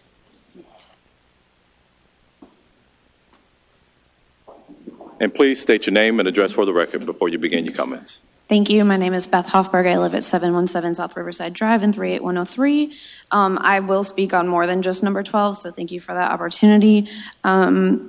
I first want to just request that all of these ordinances are passed today and that they will be also passed on the final reading. One of the things that I'm concerned about is that in ordinance number 12, it is only referring to training. And as we discussed at the previous meeting, if you're training people that have not been hired correctly, or if the people that are training shouldn't have been training, or you're promoting people that shouldn't be promoted, or you're not terminating people that should be getting terminated, and all of those things continue to happen, we will have literally no changes whatsoever. And that was discussed at length at the previous meeting, and I see literally nothing different in today's agenda. So I would like to see something different at the next meeting with perhaps the first ordinance. Additionally, we had the 2 resolutions passed last meeting, which I appreciate, but one of the resolutions, which was about body cam footage and like misusing body cameras, is, again, it's just a resolution. Where's the ordinance on that? I would like to see that as well. And I do just want to urge the passing of the other the other ordinance items and to meet the demands of the community. So I will just briefly speak on the other ordinances. So please do pass the traffic data ordinance. And I do hope that you do listen to the experts that have been trying to come and talk to you all. It looked like you were very interested in the PowerPoint presentation that somebody brought about a zoning thing that okay, that's great. And no one was murdered about that. And then somebody that flew in from Brooklyn, New York and had an entire PowerPoint presentation about a black man wasn't allowed to talk for more than 2 minutes last time. So it just seems like a discrepancy, and like that's not really the community that I would like to be participating in, and I would hope that my elected officials would not continue to uphold that discrepancy. I also want to make sure that we see an end of unmarked cars as well as plainclothes officers completing traffic stops. So that needs to also be definitely specified in Ordinance 14, and then end the use of pretextual traffic stops completely. As a partner of a black man, I can see the trauma that takes on someone just by being pulled over for being black. And unfortunately, it looks like Councilman Morgan has stepped out, but I know that is not the experience that every person on this city council has ever had, but that is an actual trauma, and that is something that continues to happen all the time. Yes, sir. Thank you. Your time has expired. Okay, thank you for your time. Ms. Pamela Moses.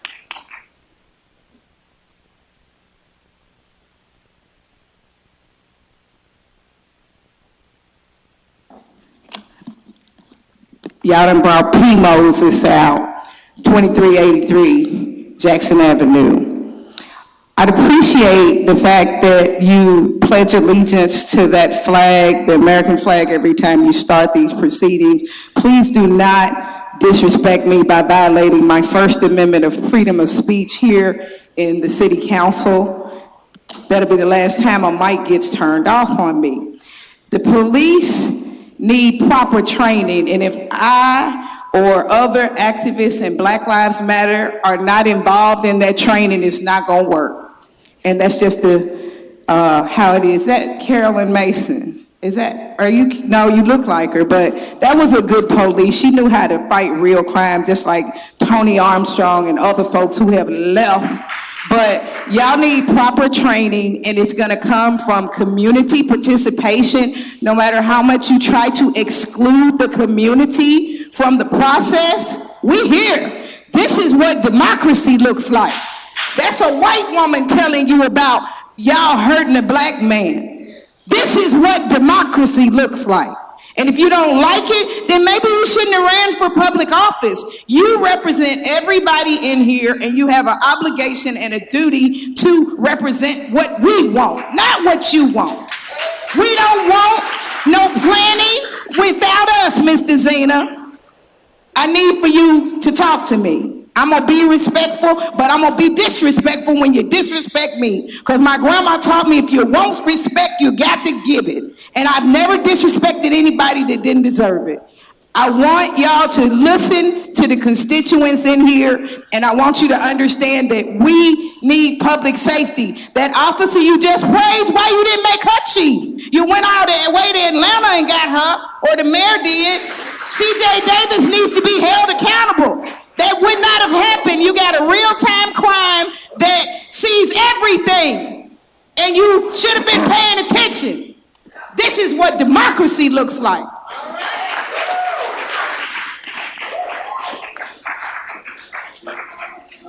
Our next speaker on item number 13 is going to be Mr. Joshua Adams, and I notice that, Mr. Adams, you have multiple cards. So if you could speak on items, I have a card for you for item number 13 and 14. Joshua Adams. No, you have the opportunity to speak on both in the time you have allotted.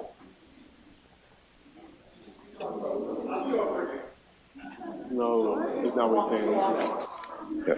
You can address 14 now or 12, whatever you want to talk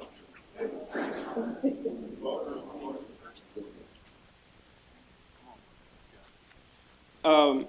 So the main point I wanted to make. Name and address for the record, please, Mr. Adams. My name is Josh Adams, representing Decarcerate Memphis. Address is 4750 Woodbridge Drive. Will you pause this time for me, please? I just want to make a comment to the public.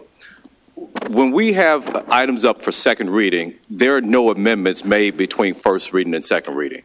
Anytime there's an amendment made, as we discussed with the planning and zoning item, it is up for third reading. That's when any type of proposed changes come about before this. So, if the comment is you hadn't made any changes before then, it's at the third reading that we typically make those changes. So with the comments that you'll be providing this afternoon or this evening, those could be some of the recommended changes that would come about under the third reading. So I just wanted to make that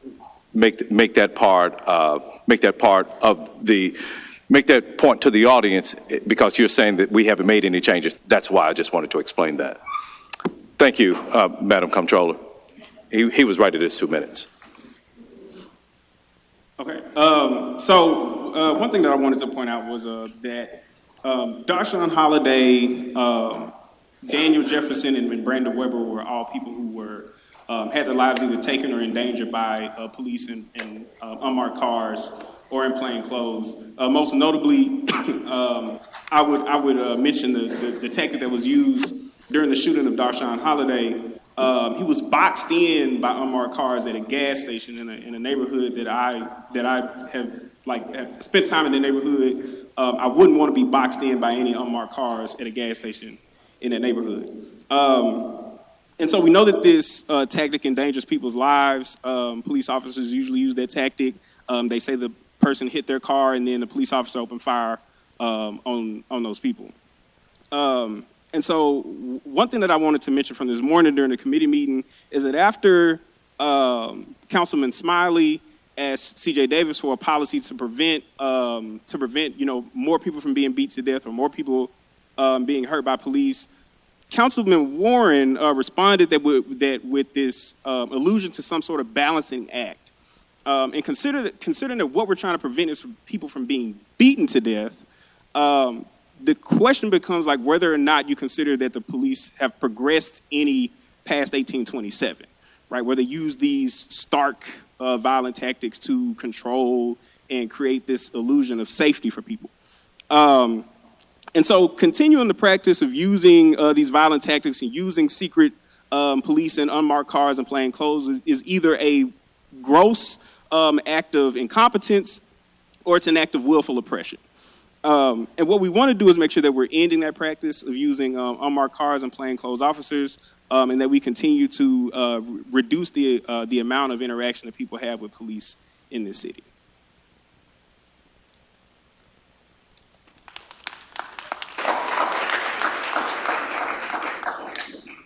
Our next comment card is from Kamario Davis.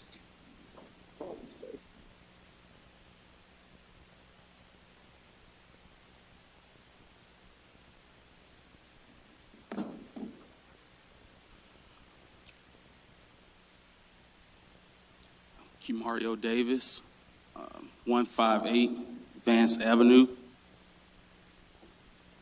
38104.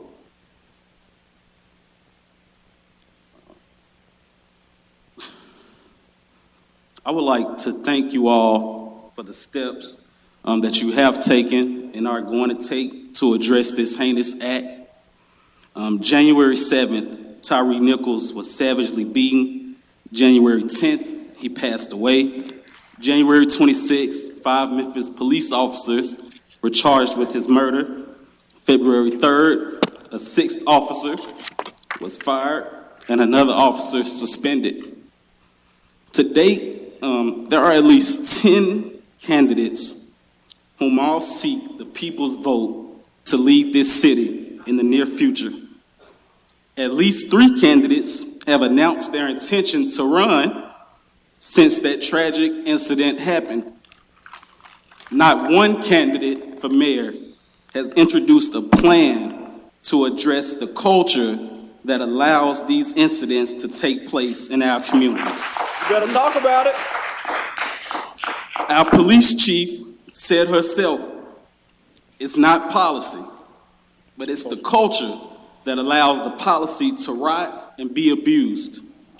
A report came out last week, or maybe 2 weeks ago, where there are hundreds of thousands of dollars already in play for many of the potential frontrunners, and none have thought there was urgency to speak to this segment of our community.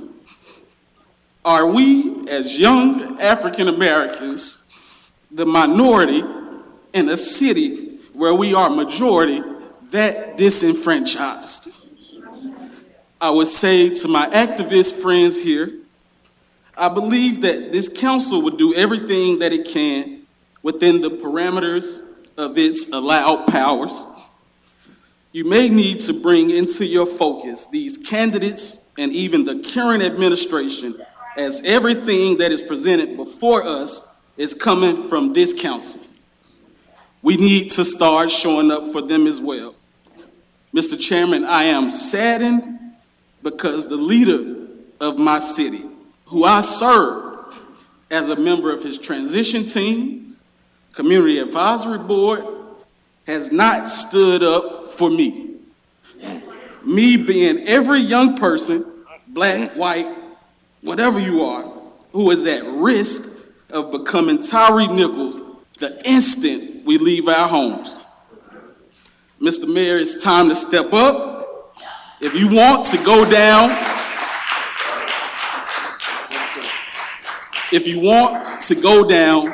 in history as the greatest mayor of our city, now is your time. Fix this problem. Thank you. Thank you, Mr. Davis.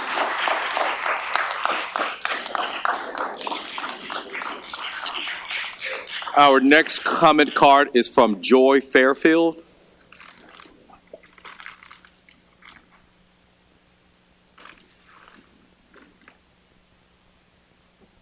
Hi there. My name is Joy Brooke Fairfield. I'm at 2095 Poplar Avenue, number 54. I'm speaking here today as a concerned citizen and also a member of an organization called Decarcerate Memphis. Some of us have been in conversation with you in the past.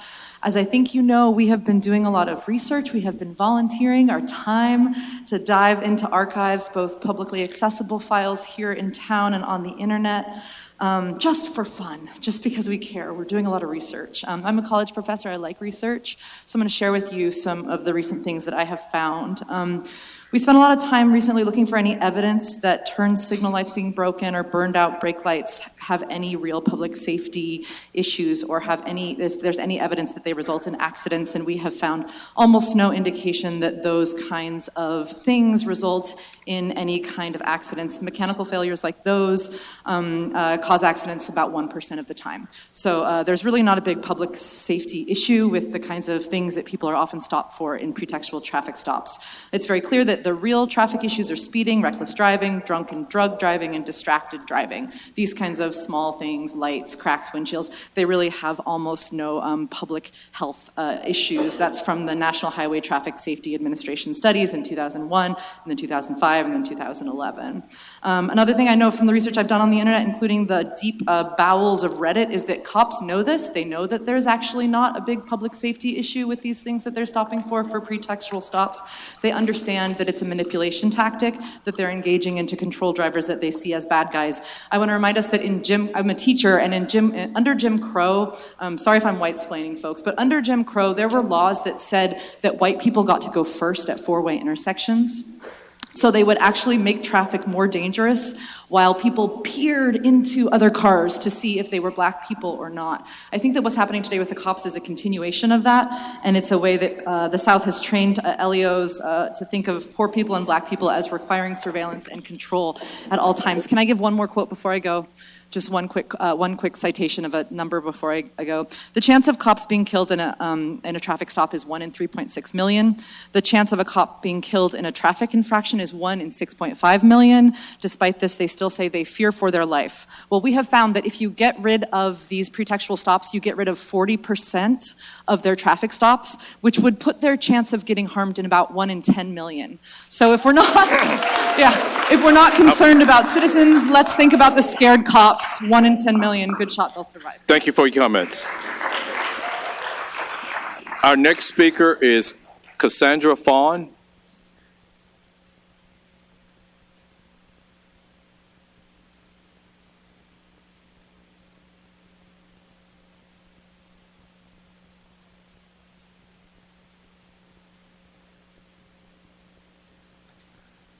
Cassandra Fawn, 2639 Central Avenue, apartment Q4, Memphis, Tennessee, 38104. So I have some prepared remarks here.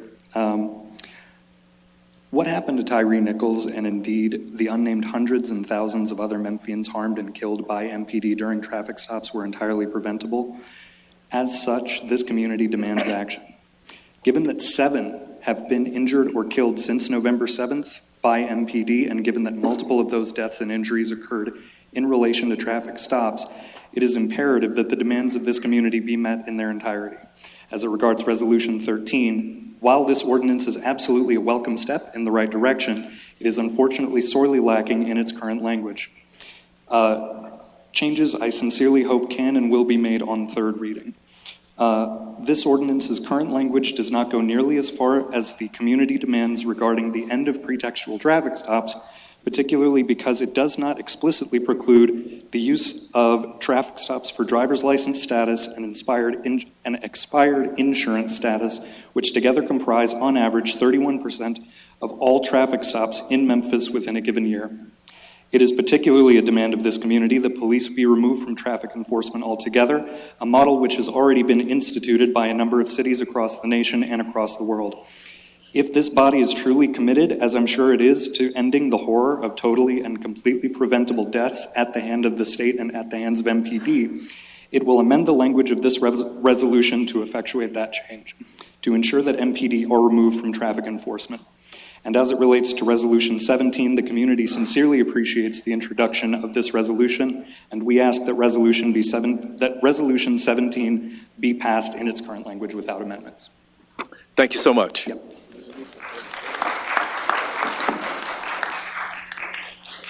Our next speaker card is from Chelsea Glass.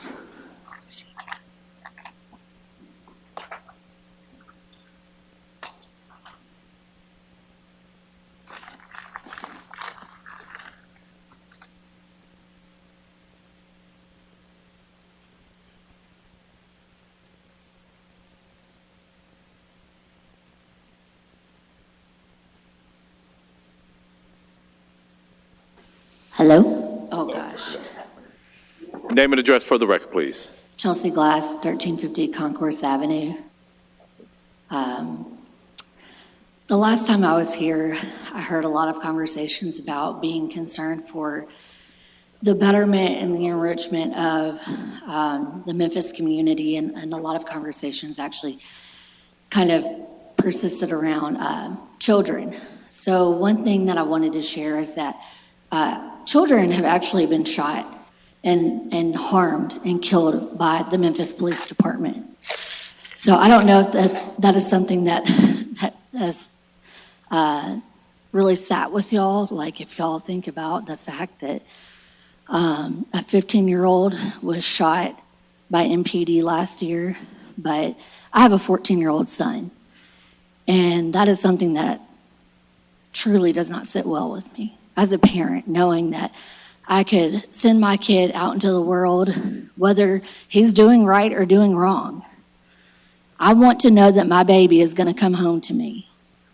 And I know that a lot of parents and people in this room have loved ones. They have nephews and nieces and god babies that they care about, and their own children.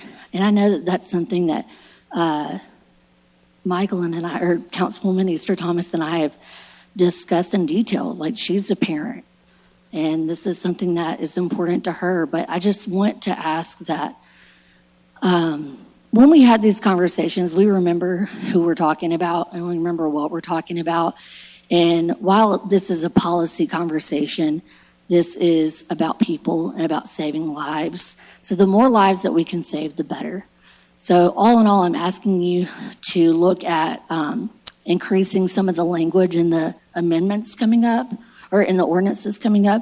We're asking that you include language about licenses and insurance that would reduce almost a third of citations and tickets in Memphis alone, just by adding that. And those are administrative issues. They're not safety issues. Nobody will get hurt if we do that. And again, we would be saving lives, in fact. And to please add the language of plainclothes officers not being allowed to stop people in traffic stops. It's scaring people. They don't know that they're police, and then they're in turn getting shot because of their reaction. So that's all I have. Thank you. Thank you, Ms. Glass.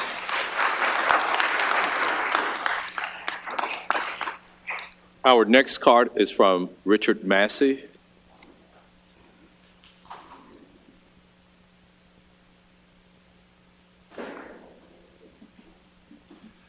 Good evening, Council. Good evening. My name is Richard Massey.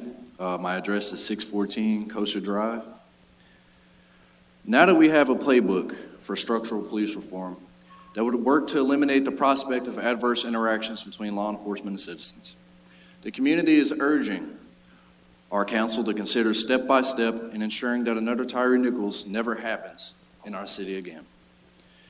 Within that playbook is the passage of the Driving Equality Ordinance that would effectively end pretextual stops and discern minor equipment violations such as a broken tail light, window tint, failure to signal, and a dangling air freshener as secondary violations that wouldn't warrant a traffic stop in themselves. We are also urging for the incorporation of license violations and insurance violations into the ordinance as secondary violations that wouldn't explicitly warrant a stop. These stops have disproportionately targeted people of color and have largely been ineffective in identifying contraband and/or summoning a legitimate criminal investigation. The Department of Justice identified the most commonly proactive policing activity preceding a fatality is an officer-initiated traffic stop. This is a measure devoted to ensuring the safety of both officers and civilians alike. This is a common sense approach that has been enacted elsewhere in Philadelphia, San Francisco, and the state of Virginia. There is no excusable reason why we should continue an ineffective, unjust, and wasteful tactic that has accounted for 31% of all MPD traffic stops and has inflated spending that has caused a deficit in how much is generated in traffic fines and fees. It's past time to establish a precedent for our city and turn the tide on structurally unjust law enforcement. Thank you. Thank you, Mr. Massey. Our next card is from Adam Nelson.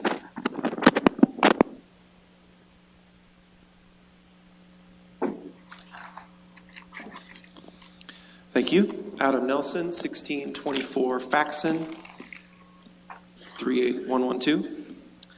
I want to answer some questions that you may have about traffic stops and the proposed ordinance. Will decriminalizing equipment violations make roads less safe? No. Just 2% of traffic accidents are caused by mechanical problems, and most of the 2% are failures that cause the driver to lose control. Damaged single lights and cracked windshields have not been linked to accidents. Meanwhile, MPD officers become violent at traffic stops at least twice a month based on their own self-reporting. If we make fewer traffic stops, will crime go up? No. There is no evidence that pretextual traffic stops reduce crime. A 2018 study of Nashville found that fluctuations in traffic stops had no effect in crime rates in the short term or long term. Less than 2% of pretextual traffic stops led to an arrest, and these were typically for license violations or drugs. Why is it important to include license and insurance violations in the driving equality ordinance? You can't be pulled over for those, can you? Actually, you can. Police can look up information about you and your car while you're still driving. They can see the status of your license and your insurance, among other things. And as you've heard from others, 31% of MPD citations for the last 5 years were for license and insurance violations. If we stop enforcing licensure and equipment requirements, will people just stop following the law? The driving equality ordinance doesn't stop people from citing drivers who don't meet these requirements.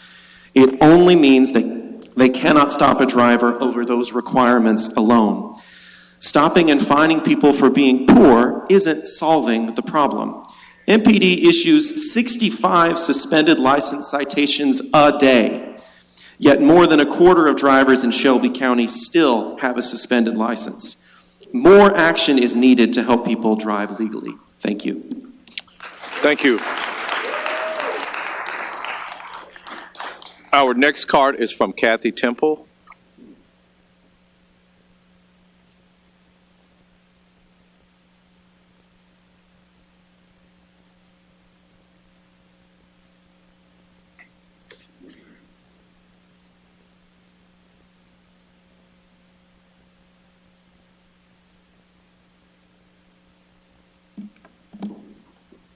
Good evening, Council. Good Kathy evening. Temple, 1536 Tanner Street, Douglas, Tennessee, 38108. First, I want to urge this council to pass the ordinances. As a mother, I am representing moms of black males and black females in Memphis. As an activist, I'm representing my community, Douglas community, and my organization, The Time Is Now Douglas Redevelopment Corporation. And as a citizen, I appreciate my coworkers and my friends for the facts and the data, because I'm going to talk to you from an emotional standpoint. And I need you to understand that Tyree, my son, are real people. They're not statistics. And we're real mothers, and we cry real tears. And so the ordinance, the way it is, while I appreciate the way it is, it needs to go further. My son, with no record, has a record, a financial record, and he is a prisoner of the police system here in Memphis, simply off of fines. His driver's license is suspended. He has no record. Every time he's pulled over, it's for something silly like a tail light. And his car, while trying to take care of one of those tickets, was stolen from 201 Poplar. I'm gonna need y'all to do better.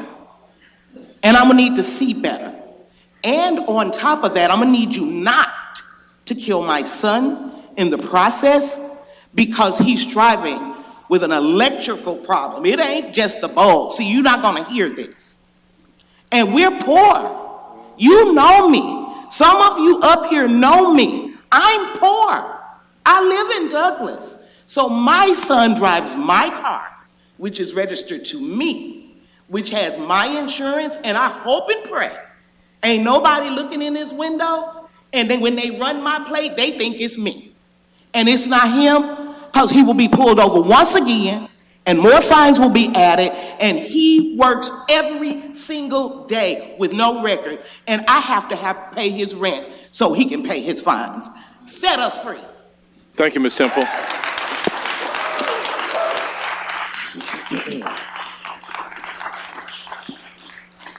Councilwoman Johnson, were you in the queue? Oh, okay, I'm sorry. LJ Abraham.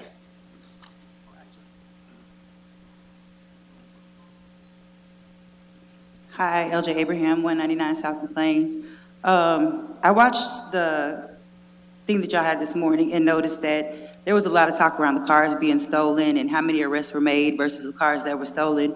But I didn't hear anybody address the issue that a man got arrested over eating 2 bags of chips that he had not stole just the day before and is sitting in jail now, waiting on bond to go to court over $5 worth of chips that somebody else stole, carried out the store, and he picked up off the ground and he ate them. The second thing that I wanted to address today was when I was on my way here, I was getting dropped off and I noticed that there was a car pulled over on the side of the road and it was an unmarked car. It was a black one. Behind that unmarked car, there were 6 marked police cars. It was a person who's sitting in this room today who's already gotten up here to spoke, a white woman. They got pulled over. And I asked the officer why there were so many police cars pulled up behind him. You know what he told me? I'm a lieutenant. I'm not supposed to be pulling anybody over. Make that make sense for me. Because if there's unmarked cars and there's lieutenants pulling people over and you got 5 cars, and this was a white person, imagine had it been a black young man. Imagine how that could have gone wrong really, really quickly. You understand what I'm saying? So you guys create the budget for policing. You guys know what we're up here asking for. Those types of situations put black and brown people in danger every day. But I mean, just simply addressing the simple things as far as pulling people over, pretextual traffic stops, unmarked cars, MGU, OCU, all of them, they all need to be taken away. We get up here every 2 weeks and talk to y'all about the same thing. All of you are aware of what we're asking for, and I don't think there should be any more conversation around it. I think it's pretty simple at this point. And I think everybody understands what it is that we need. I think all of you understand what we need. But I do want to also say to some of the non-black people up here, I've heard a lot of questioning around why black people feel unsafe and how you could possibly just pay a ticket or show up in court. That's not possible for a lot of black people. Worth, you said that last time we were in here, how easy it was to justify or rectify a situation. But for a lot of people like us, that's not something that's possible. So I think I would like for you to take that into consideration and also understand or try to take a look at what it looks like to be a black person living in Memphis and take some accountability behind that, but also support these ordinances that we're asking to be passed. Thank y'all. Thank you.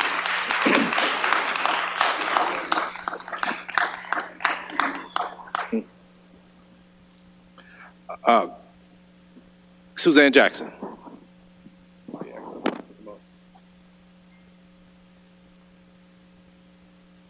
And following Ms. Jackson, Ms. Miller, Alice Miller, your card is next, so if you can make your way to the front. Good evening, community and council. Suzanne Jackson, 4194 Fillsdale, 38111. I'm dealing with more than one of the items and the context. Before we saw the horrific videos of the fatal attacks on Tyree Nichols, we knew his fate. Yet we should have known the fate when the council doubled the police budget and cut out funding for public education, when we had 2 consecutive city mayoral elections where stereotypes of defining and dealing with crime was the alleged winning issue. When we cut parks and recreation funding, when we refused to allow even the discussion of a moral budget with community-centered participation, for lack of a second from any one of you council members, when we ignored real basic human needs in a city where we make 48% of our children live in poverty, we force people to not have homes to be on the street, or fail to have affordable housing or adequate health care for all. We do need to pass specific policing changes. We need to do more.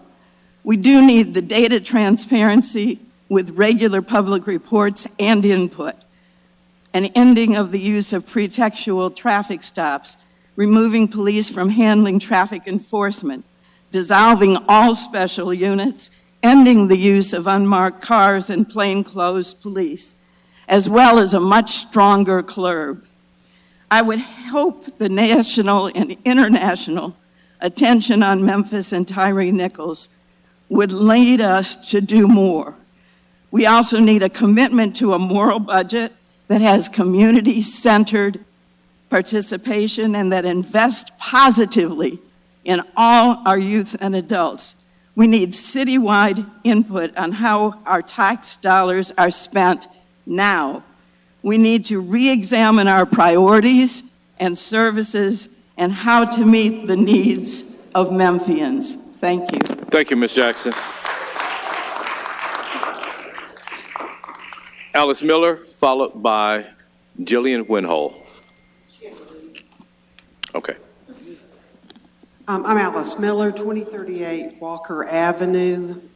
I want to thank you all for your current work so far to bring justice for Tyre Nichols and his family, and to continue to put pressure and I want to pass these ordinances to make them stronger. For instance, no pretextual at all stops, and clear subpoena power for CLERB. But on the ordinance, I'm speaking specifically on 14, I want to see that plainclothes officers and undercover vehicles both, and I'm not sure if the plainclothes aspect is stipulated in the resolution, are stopped from any traffic stops. The Intercept did a study in 2018 with data from the Fatal Encounters Project and found that officer-involved fatalities in New York City disproportionately involve people in plain clothes. While plainclothes or undercover units made up only 5% of the entire force, they were involved in nearly a third of all fatal shootings since 2000. Further, the NYPD's annual use of force report in 2016 shows that nearly half of all the officers involved in an adversarial conflict are ones where an officer discharged their firearm during a confrontation, wore plain clothes. And I think one of your resolutions is going to start to contain more of this data transparency, that the kind of work that Decarcerate Memphis has been doing, and want to see us continue to do that so that we know what's happened at this point. You know, are we on the same level with New York? Probably, I would assume. Another report from California Policy Lab showed that plainclothes units also don't do anything to stop crime, which is really what we hope police are here to do, right, officers? In fact, in 2018, when reassigning 69 plainclothes officers to uniform patrols, they saw a decline in larceny, theft, and a significant decline in assaults. And that's what we really want to see. We're not against that, obviously. So to me, the answer is pretty clear, so that there's no reason why plainclothes officers should be involved with traffic stop. Let's stop pretextual and remove them and put them in another form where they can take care of the many carjackings. I've been carjacked twice myself. I also want to say that when Jillian Winhold and I... Ms. Miller, Yes, your time has expired. Okay. We got to hear from the next speaker. Thank you. The next card I have is for Jillian Winhole, and if she's not present, next will be Damon Curry Morris. Okay. Next card is from Lisa Bennett. Oh, I'm sorry. Mr. Morris.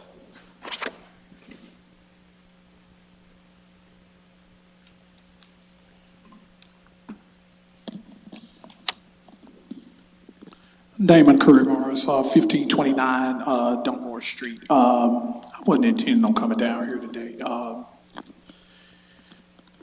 But some people had called me and told me, you know, you need to get down there. And I've been out around this city, and I looked at the committee meetings this morning, and I see that a lot of people, and I don't want to step on anybody's toes, but a lot of people are clueless as to what's going on in this community. And I can't understand how some, I'm not going to say all, elected officials don't understand. You all, there is about an 80% bomb that's going to be dropped on this community. And we're talking about, I heard a lot about juvenile crime, how to curb juvenile crime. You all are trying to repair adults, you're going to fail. Okay?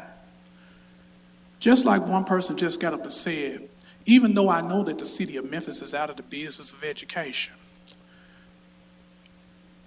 you all need to take a vested interest in that, because this third grade retention law, because see, you trying to repair adults, it's not going to happen. Okay? The other thing about it is that if we got 80% of our black children who's about to be retained in the third grade, that's going to destroy this educational system with that one thing. And a lot of these people that we're talking to don't even know about it. So what I want you all to focus on is the real solutions, the cornerstones of this community, because we have seemed to have forgotten that. Talk to some of these children that are coming through, because we traumatizing them, the streets are traumatizing them, the schools are traumatizing them, and they're getting traumatized at home. So what do you think they're going to be productive out in the street? What are we putting out here? Think about that. Doesn't matter what race, color, creed you are. Think about all of that. And Councilman Worth Morgan, some of my colleagues got up here and addressed that. Ms. Mars. Address that. You need to apologize to every citizen in this community for your faultless comments on last time.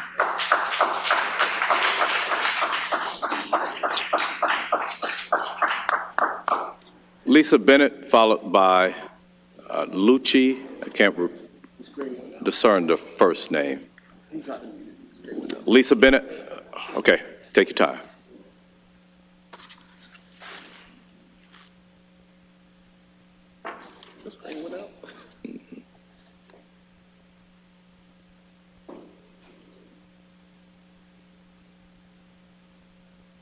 My name is Lisa D. Bennett. I reside at 4321 Royal Palace Cove, Memphis 38128. Mic down. Pull the mic down. Yeah, there you go.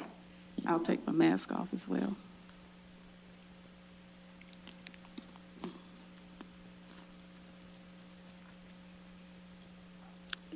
Again, my name is Lisa D. Bennett. My address is 4321 Royal Palace Cove, Memphis 38128. And let me just say right now, I am tired. I've been in the doctor's office all day, but I'm here.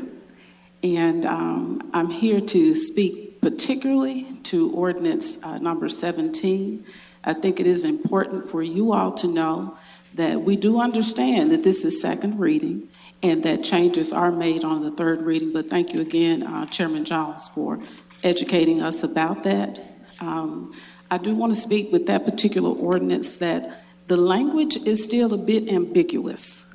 In any place that there's ambiguity, it gives people wiggle room to do whatever they want to do. And that's been an issue with Memphis Police Department, and now we see the fire department and other departments as well being involved in the death of Tyree Nichols. So I would like to see, when the ordinance comes up for third reading, when it says regularly, what is regularly?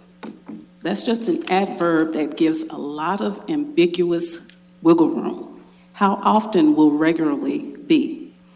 And to whom will that data be reported? Does it just come to City Council during committee meetings?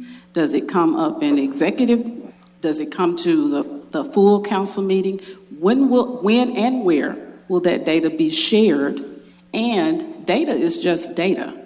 What analysis will take place and what actions will take place based upon that data? So the ordinance as it is right now with second reading, it's fairly good. But it is still ambiguous in ways that allows Memphis Police Department to do what it wants or what it does not want to do. So I ask you to tighten up that language. Talk to us about what that might look like as far as tightening up that language and leaving out that ambiguity. Thank you. Thank you. Lucci Charm, and I apologize if I mispronounce your name. Can't read your hand right. It's okay, my parents gave me a weird-ass name. My name is Lucci Charm. I live at 3160 Spotswood Avenue, 38111. Last time we were here, Chairman, you made a comment that I feel like was disingenuous at best. In an attempt to calm the crowd, you said that this is the beginning of the conversation. But it's not the beginning of the conversation for anyone in this room. We've been here, meeting after meeting, beating after beating, and murder after murder, begging you all to engage in this conversation with us. And to this point, you all have refused. Now that the eyes of the world are watching, we know we're going to get these resolutions passed. We know we're going to get these ordinances passed. We know that you'll do the right thing. Now that the eyes of the world are on us. So now that we have those eyes, I want to ask you to do some more right things. Memphis doesn't need specialized terrorist units. We've been telling you that for a decade. We don't need a $300 million police budget. We need a hell of a lot more in our housing budget, though. We need more in our education budget. We need to be able to send these hungry kids. We've got 40%, 48%, what is it, of our children living below the poverty line. They're going to schools that are crumbling on them. We have elementary schools crumbling on our children. We've got these kids going home from these crumbling schools to crumbling buildings, crumbling public housing because the city chooses to spend less than $5 million a year on housing. Then these kids go to bed hungry every night. You all decided to spend $52 million building a new soccer stadium. Did y'all know we had a soccer team? Because I didn't know. I know that I have 1,500 neighbors that sleep on the streets every night. I know that. I know that. And I know that y'all are going to do the right thing here. So I'm going to give y'all these 7 seconds back. Please continue to do the right thing. Please continue to listen to these conversations that we're trying to engage y'all in. Thank you, Ms. Charm.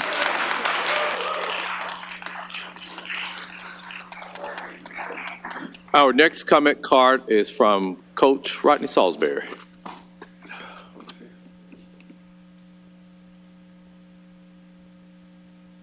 She didn't give us our 7 seconds back.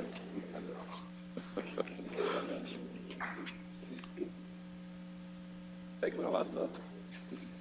Welcome, sir. Good evening. How you doing? Good. Before I introduce myself, it seems as if we need to separate these two issues because all of the police issues that are on the table, I think we need to. Yes, this is item. The zoning thing. So yeah, colleagues in the public, the remaining 3 cards, well, the next 3 cards, and after Mr. Salisbury be Ms. Gwendolyn Keys, followed by Rochelle McCracken. These are for items number 18.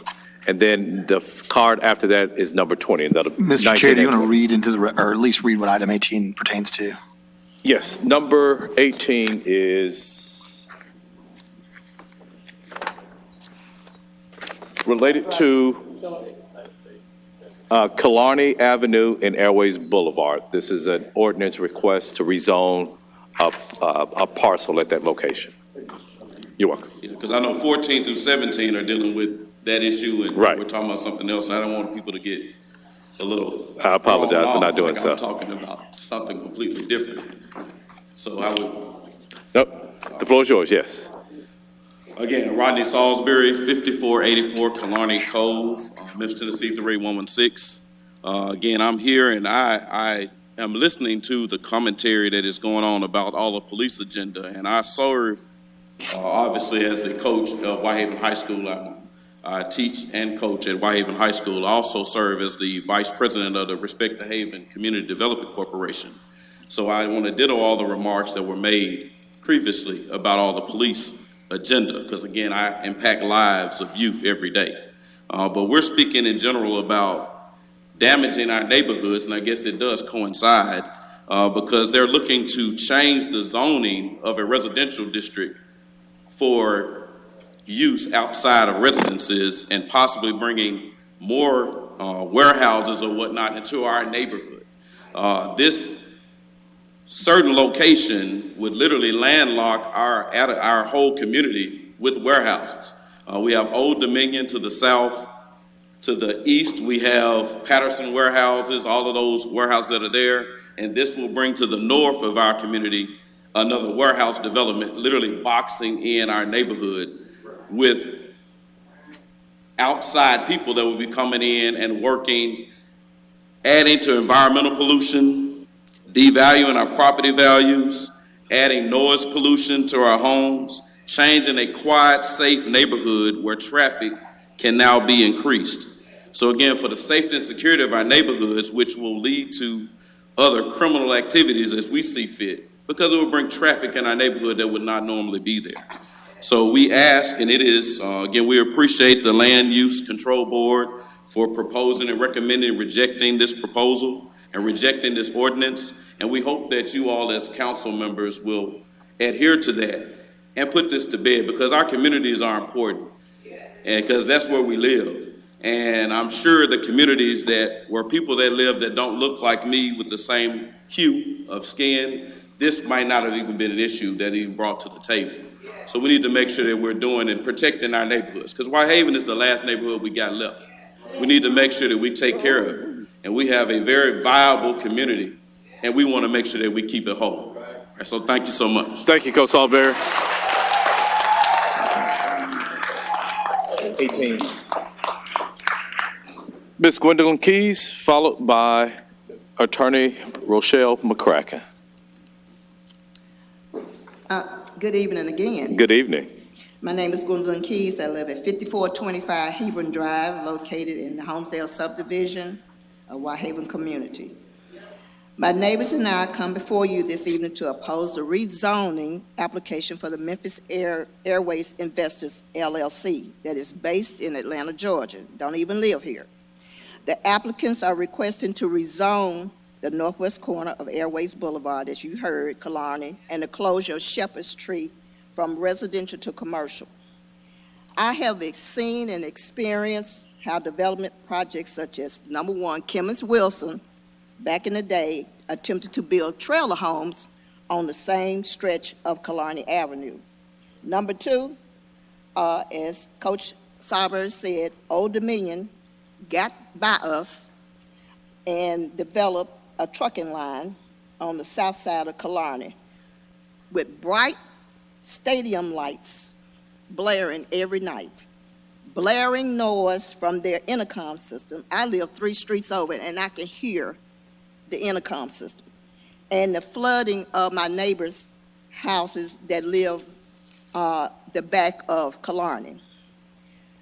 When backyards, Ms. Lee and Mr. Lee have shown me the flooding that occurs in their backyard from the embankment from Old Dominion.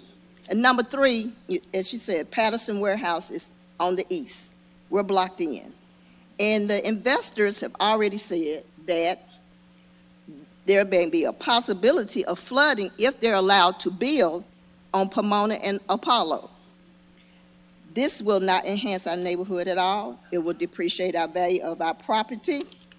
According to the applicants, the neighbors of Homesdale are standing in the way of an economic boom for the city. The additional air pollution, noise pollution, flooding will surely produce and will surely outweigh the 30 pieces of silver that the investors want to stand to earn for the city. We cannot get this done. We will disown the rezone. Thank you, Ms. Keys.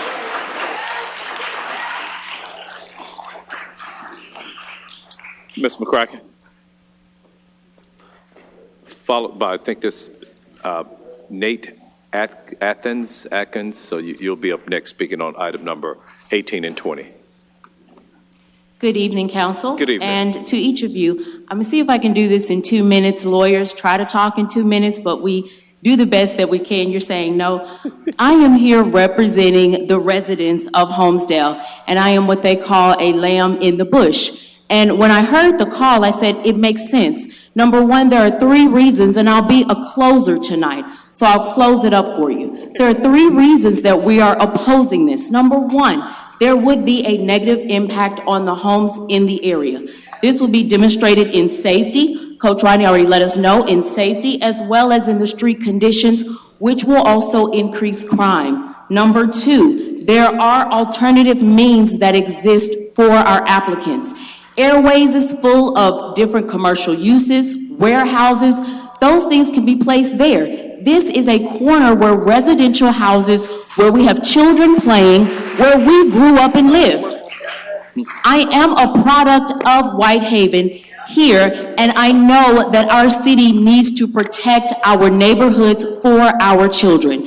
And the third reason, there has been no beneficial use demonstrated. The applicants have not demonstrated a beneficial use for that area. What are we putting there? Will it be for food? Will we have additional use for that land? What are we actually doing with it except turning it into commercial use and taking it away from our neighborhood areas? So for those 3 reasons, we're looking at negative impact, there are alternative means, and they have not demonstrated a beneficial use. Now, I know so many of the residents have shown up. Would you please stand tonight?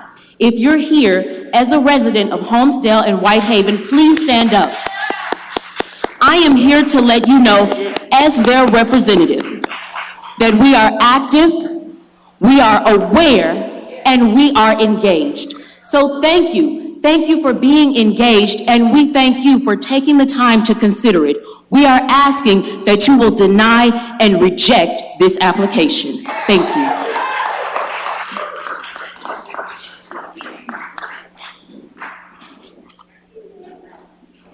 Okay, lawyer. Name and address for the record, please, sir. Mr. Mel Atkins, 62 North Main Street. I represent Black Landowners Association America. I came down to Memphis because there was a challenge in Memphis. Dream Big Memphis is my vision that I created. And I've been coming to Dream Big Memphis for a long time, for about 10 years. So I represent a lot of the Black landowners that need to be landowners in this community. I've been watching some private developers come in the community that y'all been designing rezoning for commercial use and rezoning these people out of their own land. The problem is you're separating the land from the homeowners. So what you're doing with the private investors is stop hiding behind the dollar and selling the land to the private investors and changing the redeveloping and rezoning in the community to art zoning. Take the art zoning out and leave it there so the community can thrive. I have 5 private investors that I spoke to. I've done 250 acres of land development in Atlanta and San Francisco. And I did 1,000-acre land in Colorado. This doesn't make any sense that this council, which I plead with Mr. JB, I plead with Ms. Robinson, I plead with y'all, because when you do the rezoning, you are changing the demographic and area of the community. That's what you're doing for $1. I work with $1 million developers. They are plotting on y'all in Memphis. That's what they're doing. You're separating the zoning law to benefit $1, but it's not going to the community, that you're changing the development of the community. So what you're doing is you're taking landowners and making them homeowners, but you understand that when they're a homeowner, they're not a landowner. That's the problem. So when the developers come in and take the land from the homeowner, you demolish the community like you flatten, like Amazon did, right out on Airways, just like the other community. But what are you doing? You're planning games with the community life. So I'm pleading with the community. I'm pleading with the council right now. Do not take any residential R1 zoning land and transfer it to commercial zoning for $1 profit to change the generational in Whitehaven. Let Whitehaven grow to be prosperity, and it still can grow with landowners. Make them landowners, not just homeowners.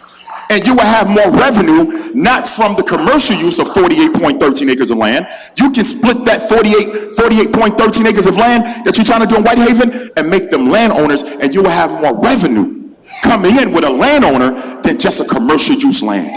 That is my thing. Thank you. Thank you, sir. Just this Main Street. Let's see. Thank you for your public comments this afternoon. Madam Comptroller, will you please call Yeah, I'm sorry, Councilwoman Johnson. Chair, I want the record to note that even though we're about to vote on a consent agenda, item number 18 was held in committee and it received a negative, not favorable recommendation. So when we vote on it, even if we say yes, we're backing up that negative or non-favorable decision. Okay, thank you for that. Point of information, Mr. Chair. Yes. So, just so the audience knows, this is on a first reading. It has to have 3 readings. It's had a negative recommendation from the council. After the first reading and the negative recommendation moving forward, there will be a public meeting, which is part of the law that occurs. There'll be a second reading, and on the third reading, when it's voted down, that's when it's gone. So, you have to allow for the public hearing, or there can be lawsuits from the developer coming back saying that, oh, you didn't do this correctly. So that's why this is moving forward with a negative reading. Thank you, Mr. Chair. Councilwoman Johnson. It's moving far forward with a negative reading because that's what it actually received during committee. Right. The second, this will be the first reading. We were informed that if the first reading still held at negative, then the second reading, provided planning and zoning sent all the appropriate notification, it could be decided on the second reading with a full presentation. Okay, thank you. Councilman Carlisle. I see some confusion.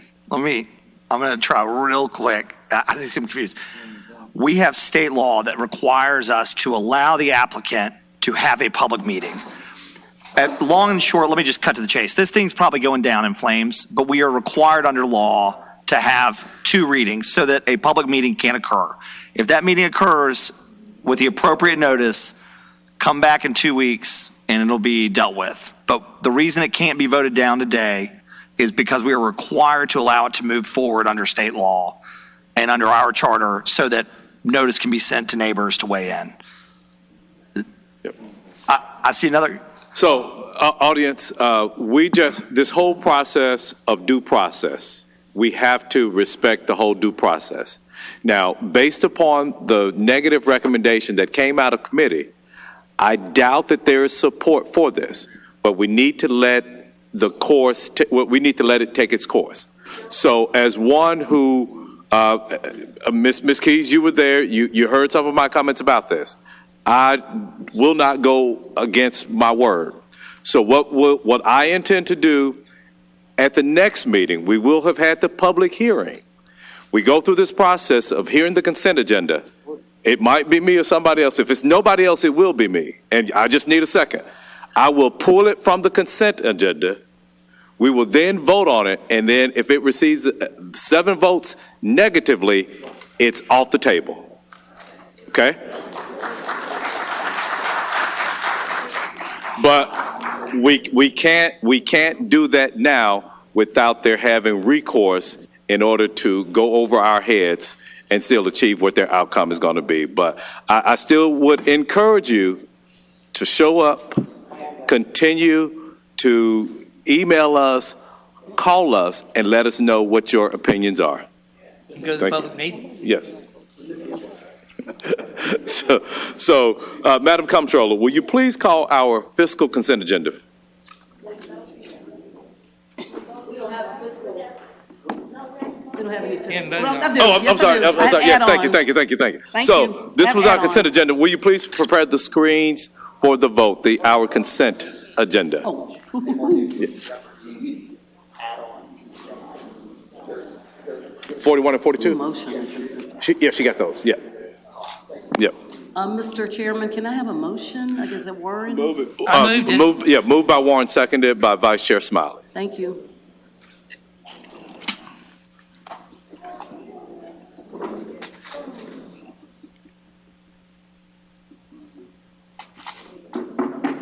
Finale, yes. Carlisle, yes. Easter Thomas, yes. Johnson, yes. Logan, yes. Morgan, yes. Robinson, yes.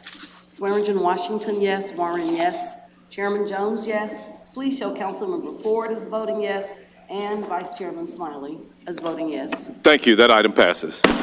Madam Comptroller, will you please read our fiscal consent agenda? Thank you. That would take us to our add-ons.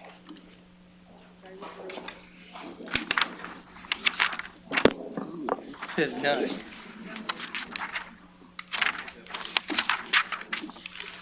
Item number 33 on the add-ons is a resolution to amend the council FY23 grant allocations, all council districts. This resolution is sponsored by Councilman Canali, and there is a request for same-night minutes.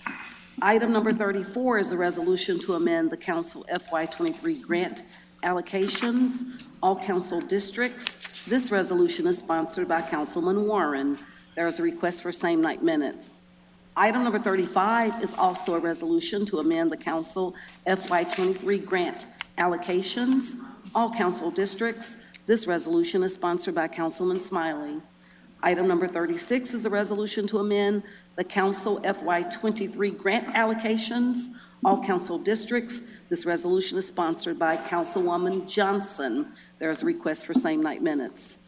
Item number 37 is a resolution to amend the council FY23 grant allocations, all council districts. This resolution is sponsored by Chairman Jones, and there is a request for same-night minutes. Mr. Chairman, that concludes our fiscal consent items. Thank you, Madam Comptroller. That item has been moved by Councilman Carlisle, seconded by Councilwoman Swearingen Washington. Seeing no members in the queue to speak on our fiscal consent agenda, will you please prepare the screen for the vote?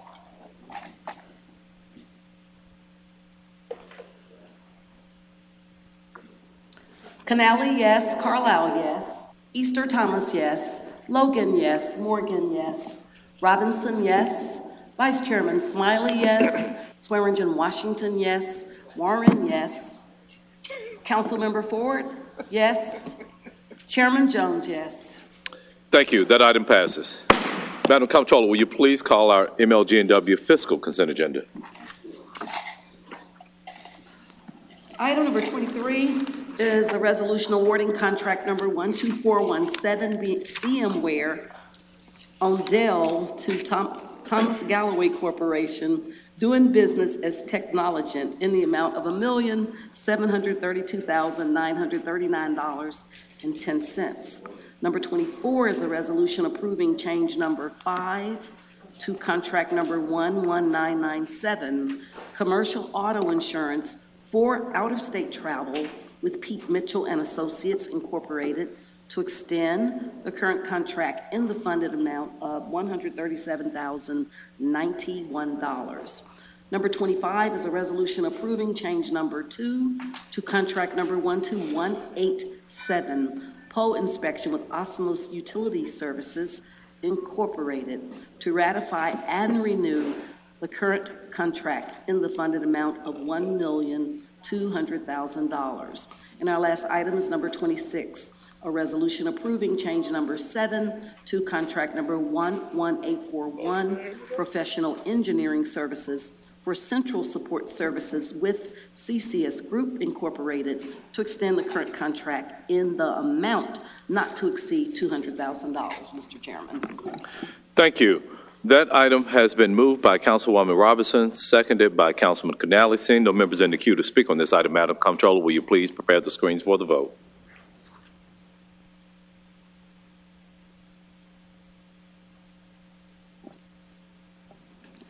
Canali, yes. Carlisle, yes. Easter Thomas, yes. Ford, yes. Johnson, yes. Logan, yes. Morgan, yes. Robinson, yes. Vice Chairman Smiley, yes. Swearingen Washington, yes. Warren, yes. Chairman Jones, yes. Thank you. That item passes. Madam Comptroller, will you please call item 38?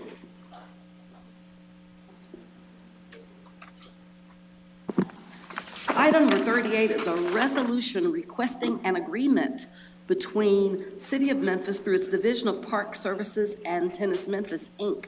to operate 7 tennis facilities, all council districts. This resolution is sponsored by Memphis Parks, and there is a request for same-night minutes. Thank you. Councilman Warren. Thank you, Mr. Chair. Committee met, sent it back to the parties. I believe they came up with a compromise resolution, so I so move. Okay, great. I'm good. So we have Councilwoman Johnson in the queue. Councilwoman Johnson, you're recognized. Thank you. I only want to make sure everybody understands that this was approved contingent upon all necessary documentation being submitted by both parties. Indeed. Thank you. Yes. We have a comment card from Kent Smith. Kent Smith? Okay. So, seeing no other members in the queue to speak on this item, Madam Comptroller, will you please prepare the screen for the vote?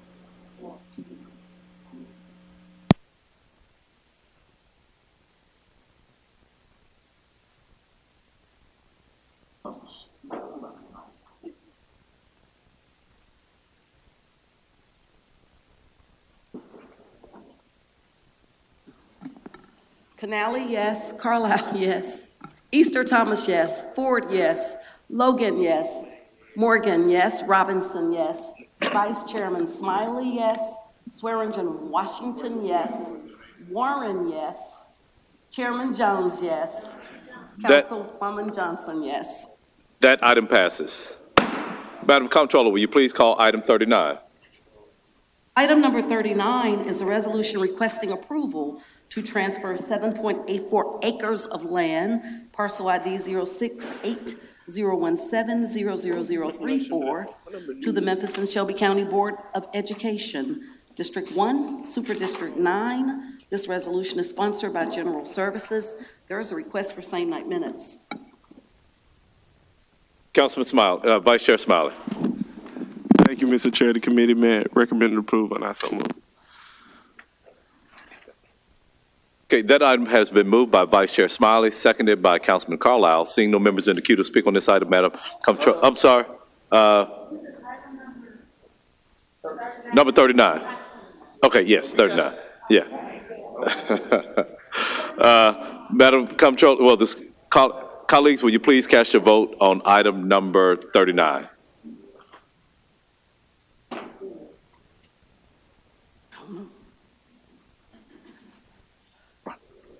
Canali, yes. Carlisle, yes. Easter Thomas, yes. Ford, yes. Johnson, yes. Logan, yes. Morgan, yes. Robinson, yes. Swearingen Washington, yes. Warren, yes. Chairman Jones, yes. Vice Chair Smiley, yes. That item passes. Madam Comptroller, will you please call item 40? Item 40 is an appointment to the Memphis and Shelby County Center City Revenue Finance Corporation Board. Bonisha Mitchell. There's a request for same-night minutes. Councilwoman Easter Thomas. Chair, the committee may recommends approval, and I so move. 10 days. Okay, that item has been moved by Councilwoman Easter Thomas, seconded by Councilman Carlisle. Seeing no members in the queue to speak on this item, Madam Comptroller, will you please prepare the screens for the vote?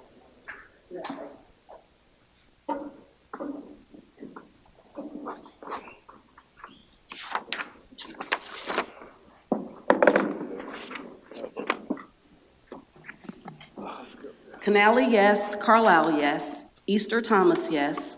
Johnson, yes. Logan, yes. Robinson, yes. Vice Chairman Smiley, yes. Swearingen Washington, yes. Chairman Jones, yes. Warren, yes. Thank you. That item passes. Madam Comptroller, will you please call item 27?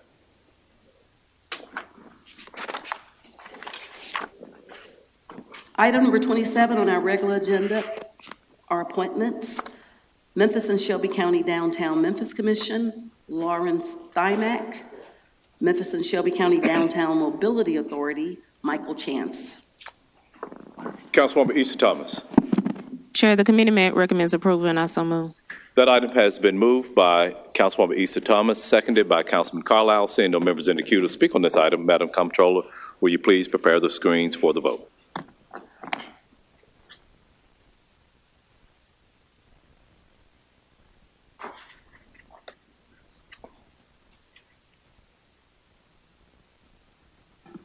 Canali, yes. Carlisle, yes. Easter Thomas, yes. Johnson, yes. Logan, yes. Morgan, yes. Robinson, yes. Vice Chairman Smiley, yes. Swearingen, Washington, yes. Warren, yes. Chairman Jones, yes. That item passes.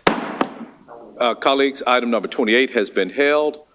How long? 2 weeks. Okay. Madam Comptroller, will you please call item 29? Item number 29 is an ordinance renaming South Second Street between Bill Street and G. Patterson Avenue as Representative Barbara Cooper Street, up for third and final reading. Ordinance number 5846 is sponsored by the Memphis City Council. Okay. Councilwoman Councilwoman Johnson. Chair, it's been brought to my attention, there is some opposition to this particular street naming by the owner, WLOK, but currently he's ill and he's not able to be here, so I'm asking that we hold it for 2 weeks in order to give him an opportunity to come in, and maybe if there's a possibility of working out some other details, let's get, if you would allow a hold for 2 weeks. Okay. I do have a comment card, so I guess we had somebody, okay. Vice Chair Smiley. Thank you, Mr. Chair. I think there's been a resolution as it relates to this particular item. And I spoke to Council Attorney Wade. I think he may want to grace us with his presence, but more specifically, it's been, I guess the street would be substituted out as opposed to the current location. It would now be Mitchell Road leading to T.O. Fuller Park, but I think that requires council to send out some notice. Attorney Wade.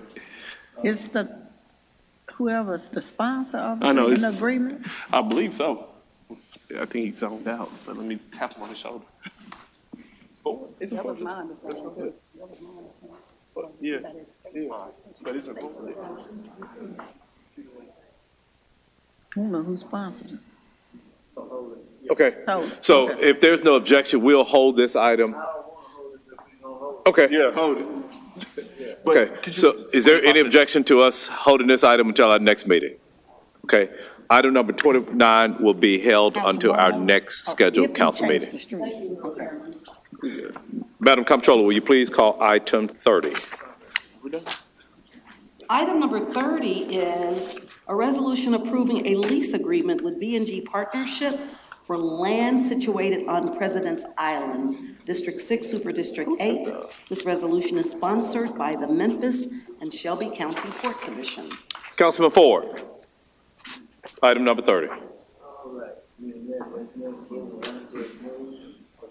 Okay, microphone, please. We didn't hear you there on the record. Committee met recommends approval and I move. Okay, thank you. I pushed it, but. That item has been moved by Councilman Ford, seconded by Councilman Canale. Seeing no members in the queue to speak on this item, Madam Comptroller, will you please prepare the screen for the vote?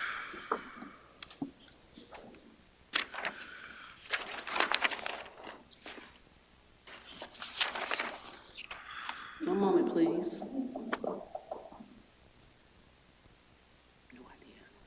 Okay. There we go.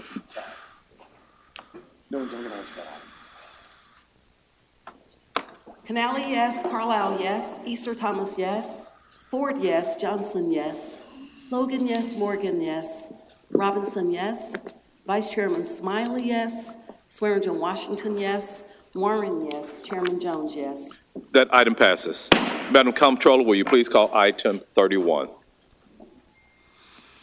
Item number 31 is a resolution requesting the approval for the sale of a 0.121 acre city-owned parcel located on Baltimore Avenue, Memphis, Tennessee, and further described as parcel ID number 029-074-0043, District 4, Super District 8. This resolution is sponsored by General Services. Vice Chair Smiley. Thank you, Chairman. The committee may recommend approval, and I so move. Okay, has been moved by Councilman Vice Chair Smiley, seconded by Warren. Seeing no members in the queue to speak on this item, Madam Comptroller, will you please prepare the screens for the vote?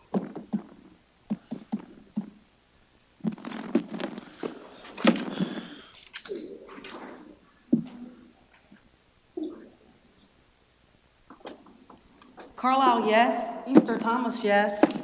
Ford, yes. Johnson, yes. Logan, yes. Morgan, yes. Robinson, yes. Vice Chairman Smiley, yes. Swearingen Washington, yes. Warren, yes. Chairman Jones, yes. That item passes. Madam Comptroller, will you please call item 32?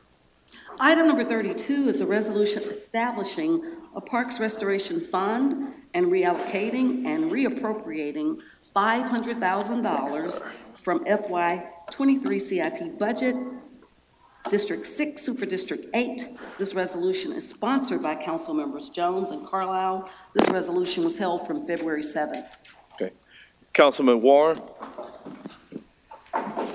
Thank you, Mr. Chair. Committee met, recommend approval, and I so move. Okay.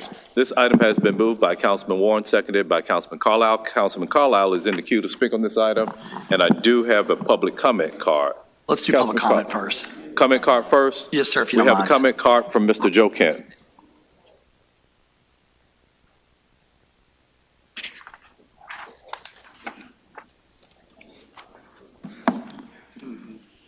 Joe Kent, 5111 Flamingo. The reason that Memphis and May is reluctant to contract with MRPP is because they don't trust them. And why should they? After all, MRPP misrepresented the following. 50-50 public-private for TLP, the total actually stands at 39 million public and 22 million private, or 64% public. MRPP, who got a contract for the Cossett Library, has kept the Cossett Library closed for 5 years for what is only a one-year project and disenfranchising taxpayers of facility use. Maintenance of Mud Island has been non-existent to sketchy at best, with really no TLP maintenance requirements at this time, with TLP under construction. Failure to provide promised parking. 5, MRPP won't respond to public information requests regarding their board meetings, which should be public, or requests regarding their current unaudited financials. This gives the public no visibility in current financial performance, with expenditures occurring anywhere from 6 to 18 months before the public can have any visibility into MRPP's financials. Next, who really does the maintenance that we pay $3.5 million to MRPP? There is no evidence that they own heavy equipment, and only 2 river park specialists assigned to maintenance. Next, was there a damage deposit for Tennis Memphis? It must be said that based on tax incentives, Strickland would pay $1 million per year or $77 million in economic impact, while also providing public remediation services for that impact. And finally, this is a failure of the city in not having an active, as promised, Riverfront Steering Committee, giving us updates on all things Riverfront, which involves $100 million public spend. This city steering committee is embarrassingly like this council, impotent, weak, docile, and submissive. You should shut down MRPP, have the DMC do park programming, and have Parks Division perform park maintenance for less cost to taxpayers. And just one thing from a previous confit, the elitists have no interest in educating the public here, the adult population or the young population. Thank you. Thank you. Ms. Kent, will you please provide those comments to the council, please? You want this right here? Well, if you can make a copy of it or email it to us. Sure, I'll Okay. email it to you. Okay. Thank you. Councilman Carlisle. Thank you, Mr. Chairman. Colleagues, we have an amendment, but I'm kind of looking at it. I'm not sure at all. On the tranche of cash, did you guys change? Right now, I've got an amendment that has a Scribner's error that's just changing world famous to a hyphenated, and that section F changing, should the damages exceed the annual contribution by the city, plus the damage by the festival operator shall fund the balance of the restoration, which is from Shondell. But my question is, on the tranche of cash, originally we were 350 and 150, but I think we changed that, correct?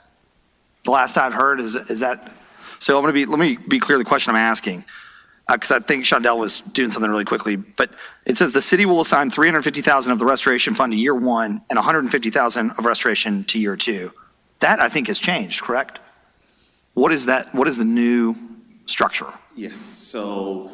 Name and address for the record, please, Mr. Daniels. Terry Daniels, 6004 Manor Cove, Memphis, Tennessee, 38120, chairman of Memphis River Parks Partnership. So the 350 as the current agreement lays out, 350 of the city's money would be put forward for the first tranche of damages. Then Memphis and May security deposit of 250,000 would come after that. Then if the number goes above that, then the city's 150,000 would then come in to a total for 500. Okay.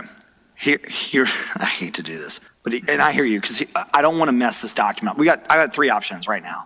I can vote this, and I can change it later by pulling it off the minutes, or we can hold it because that's a mistake in here and I hadn't read it closely because I want to make sure that it reflects the agreement between the parties. And I know that that's a significant one, meaning it needs to reflect your lease agreement with each other. And unfortunately, the only change in here was the last part, and that's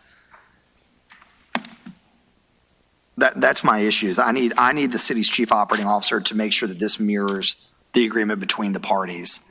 Jennifer, I know that you were pinch hitting.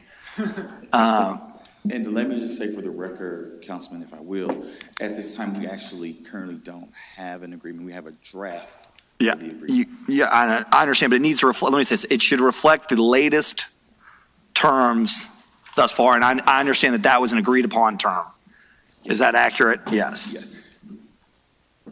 I hate to throw Shondell in, but I just want to, but while we're sitting here, I just want to say for the record that Shondell has been an incredible asset and has spent hours and hours and hours working on this, and she had something that called her away this evening. So I'm kind of throwing her under the bus, but it's because she spent so much time on this. But what do you want to do? Well, I first want to hear, if you recall the last meeting, we gave Memphis and May International Festival an opportunity to speak. Yeah. And then we sort of truncated the comments that Mr. Daniels provided in our committee meeting today.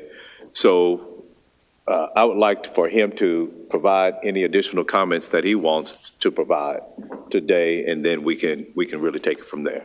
And then we'll hear from Ms. Johnson and any other council members that want to. Can you hear from the council members first? Yes, it is. This is a city council meeting. So Councilwoman Johnson, then Warren. Okay, thank you. I have a very simple question. When we're talking about maintaining the property, I passed by there. It's going to be gorgeous. It's really a pretty layout. However, I see you have these little small boxwoods all over the place. Who knows how many? When Memphis and May come, do you actually think people are going to stand around those, or are they going to step on top of them when you got 50-some thousand people there? Councilwoman Johnson, yes, a great question. I mean, why would you put it there if you knew you're going to have crowds like that? That's a great question, right? So, right. Councilwoman, when you go to any park, it's a park. There are park materials in park. We will have protective measures that are in place to guard against some of that. However, the venue that the festival is going to host the festival in is a park where there will be park materials. Yeah, but that is so obvious. Once these fellas get out there with those big boots, that little boxwood that's 1 foot tall going to be mashed down so quick, and don't let them get happy with it. I agree. And, we trust the organization to run a great festival. Huh? Beg your pardon? We trust the organization to run a great That has festival. nothing to do with the organization. They're not going to be standing out there, don't stand on top of the boxwoods. I mean, these people said this is a public park. This is our park. I think that's asking a lot of the citizens under those conditions and what they're doing, drinking and being happy, that think that they're not going to be there. Because you got those little nice built-in benches. Oh, I said, yeah, I can see them sitting there, but those boxwoods right there. So that many people, I need to stand somewhere. That boxwood got to go. I'm talking about small, but I'm just wondering how if y'all saying they're going to damage that and you want them to replace that,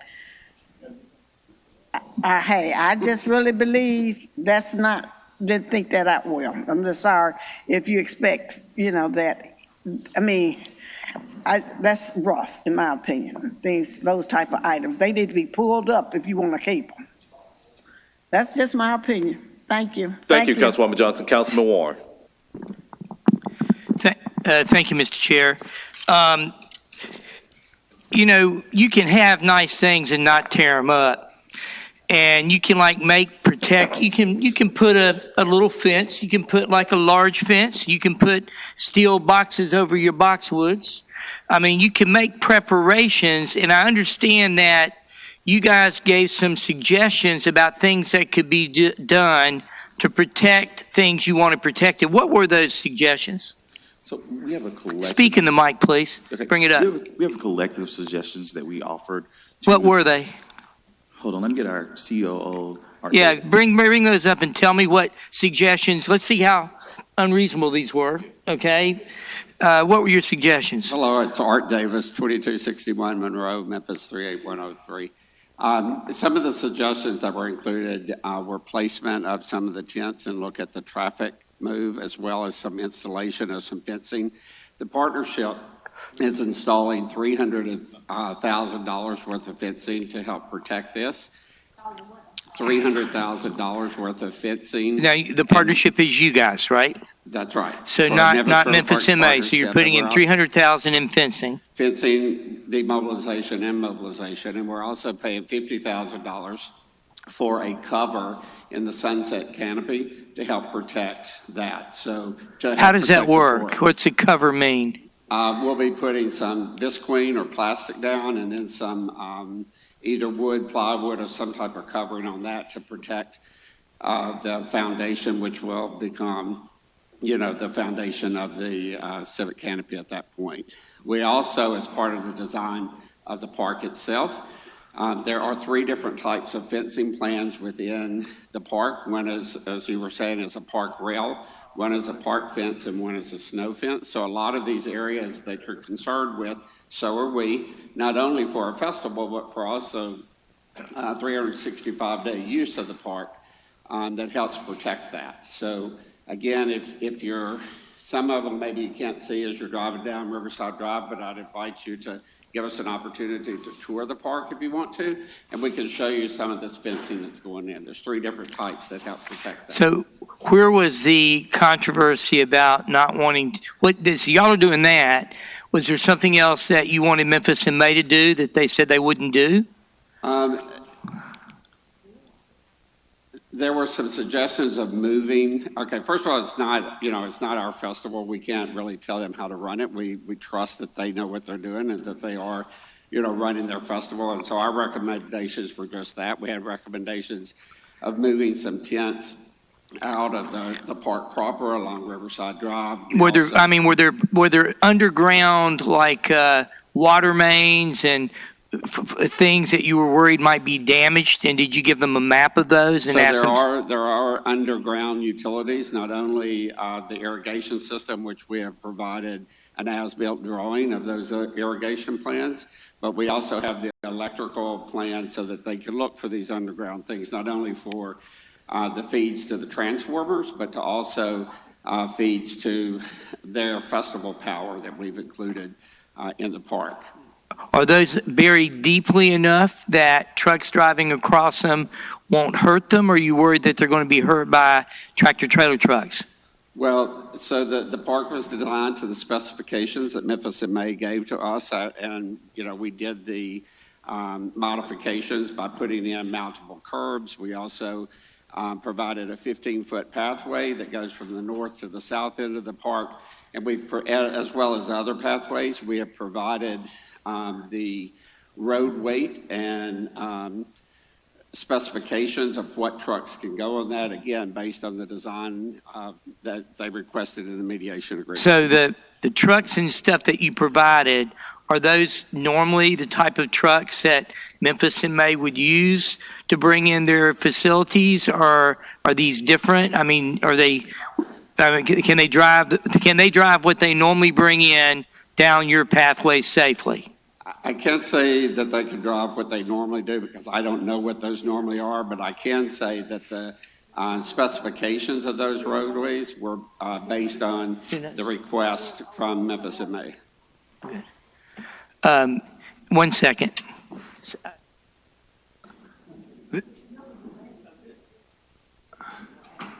So I guess maybe some of these questions we can ask Memphis and May in a second, and they can answer if they've gotten these things and it's going to make a difference, not tearing it up. Because it seems like if you've got that area they can drive through and you know where it is and you're worried that they just need to drive through that and they won't hurt it, all they really have to do is shake hands and say, we're not going to drive through it, and they won't, and then you guys have a deal.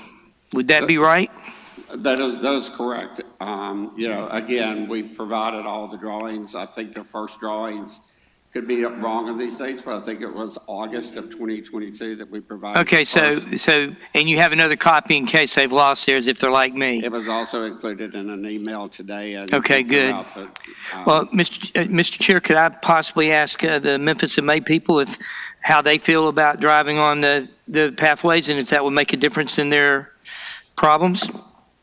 Colleagues, I think that we have not been party to these discussions, and we are the we got to vote on it, body though. of this city, right? But and we need them to have a deal, right? No, we need that entirely. So it's 7:00, and I want for this, if possible, if not the last discussion that we have about it, the next to the last discussion about it. So it would be nice if it was the last. I don't have any objection to that. We do have other council members in the queue, but we don't talk a long all of us do. The question is does it have? The question is, does it have any bearing on your vote? It would have a bearing on my vote if the Memphis and May people came up and said, there's no way we could ever drive our trucks in a way that won't hurt the park. That would make a difference in how I would vote. Okay, Mr. Hope, would you please approach the podium and think that Councilman Warren has some questions to ask of you. And your name and address for the record, please.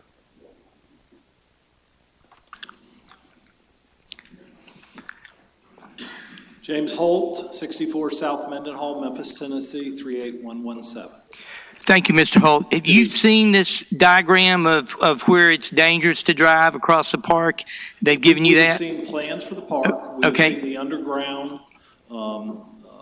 irrigation. Are y'all going to be able to drive your trucks and set up your tents and do your thing based on that, knowing how it is without damaging it? We know what is down there, and we will be able to work around that. The park was not designed to our specifications. There are some very narrow pedestrian scale pathways, which was an area of great discussion during mediation. But that doesn't have anything to do. The pedestrian pathways probably are not going to damage the park, nothing more than we can fix. But it's a heavy equipment, right? Well, when you drive pickup trucks, when you have the barbecue teams down there setting up, they have a very narrow, where we used to have, I think it was 16 feet wide. I'm not sure. What was the original width of the walkways in the park? I think it was about 16 feet wide for the trucks. When you were down at barbecue contest, the crowd was going. We have some areas that are 6 to 8 feet wide, which will make it incredibly difficult. But we're confident that we can put the festival on. It's going to be much smaller this year than it has been in the past. We are aligned with MRPP in protecting the park because we realize it's a major civic investment. So you can protect the park by not taking your heavy equipment across those sensitive areas. The bulk of the heavy equipment that we will use will be coming on Riverside Drive. That will be our operational spine as per the design from Studio Gang. We have moved to mobile stages as opposed to the heavy steel stages. We've reduced the number of barbecue teams. We have a number of protocols that we're putting in place to make sure the park is protected. That sounds good. So you guys have a deal? It's going to happen tonight? I signed a lease agreement earlier today. There was one term that was added by MRPP over the weekend that our attorney did not agree to. What term was that? It's related. We want to, Cut Blank Bluff has an ADA compliant ramp for wheelchair patrons. MRPP was wanting to keep that closed. We wanted to have it open for our patrons. We get a lot of wheelchair patrons, particularly at our barbecue contest, and it's been in existence for almost 2 years now. People are driving by it. So they agreed to allow us to utilize that, but certainly they want to limit traffic, so we agreed to limit it to a wheelchair patient with one person accompanying them. And they're wanting to bring in their staff, charge us what would probably be an additional $4,000 or $5,000 in additional staffing to watch that. And we have our personnel, because we need to control the park. We've got about $8-9 million investment in the programming. So we have our own hired contractor for security and for ticket taking, and we explained to them that we could not convey control of an entry point to a third party contracted by them. They indicated that they still wanted to have the personnel there, and there's nothing for them So to if do. they have a personnel there and they're paying for it, you're good with that? Yeah, I'm fine with that. There's not really anything for them to do because we will control the flow. Yeah. And again, I don't expect it will be significant during the music festival, but we do have a lot of older patrons that are mobility. Handicapped people like to get down there. And So, that was the only thing. If that is removed, and they're welcome if they want to send people so down there. y'all good with that? Just having your person there without them paying you? Will that work? The $5,000 I do want to make a little bit of clarification on that. We worked with our attorney and Memphis May's attorney on Saturday and came to the conclusion, agreeing on everything except for that one cost. We provided an updated document on Saturday afternoon. It's just $5,000. Thank you. It is $5,000. I understand that. But then when we got the contract back, it was not negotiated. It was just stricken. It was not talked about. So we have provided additional wording to Chief Ryan. He asked that Chief Ryan be involved with this discussion. We have provided her with some additional language to cover that. And we should know, I mean, she's out of town. I don't know, what her schedule's like. But that is the only pending item, assuming nothing else changes from the original agreed upon terms, including the use of some of the restricted areas that we. So, Mr. Chair, I'd like to make a motion that we approve this as it comes through based on this new language being accepted by both the parties. That's getting into contracts, Councilman. Oh, it is? But, yes, because that's part of the contract. Oh, so then what do we have to approve here? Oh, God have mercy. No, we have to approve the resolution that's before us. So let's which hear is- from Councilman Carlisle. Yeah. So and I we'll want continue to. this I do discussion. want to be clear so that this body is clear because we obviously care and have a vested interest in both entities. The outstanding item is access to the Cut Bank Bluff for ADA purposes into the festival, and you guys are agreeable. I'm understanding you guys are agreeable. The park is agreeable to allow Memphis and May to utilize that for a wheelchair or someone that has a demonstrated need and a guest to accompany them, correct? Wheelchair and their companion. And the sticking item was that you guys, MRPP, would like to have a staff member there to monitor. That's I'm paid going to for get there by one Memphis and May. one Right. step at a time. Right. And so now this is about a $5,000 expense. Here's what I'm going to do. We are going to increase this to $505,000, and we will reimburse you.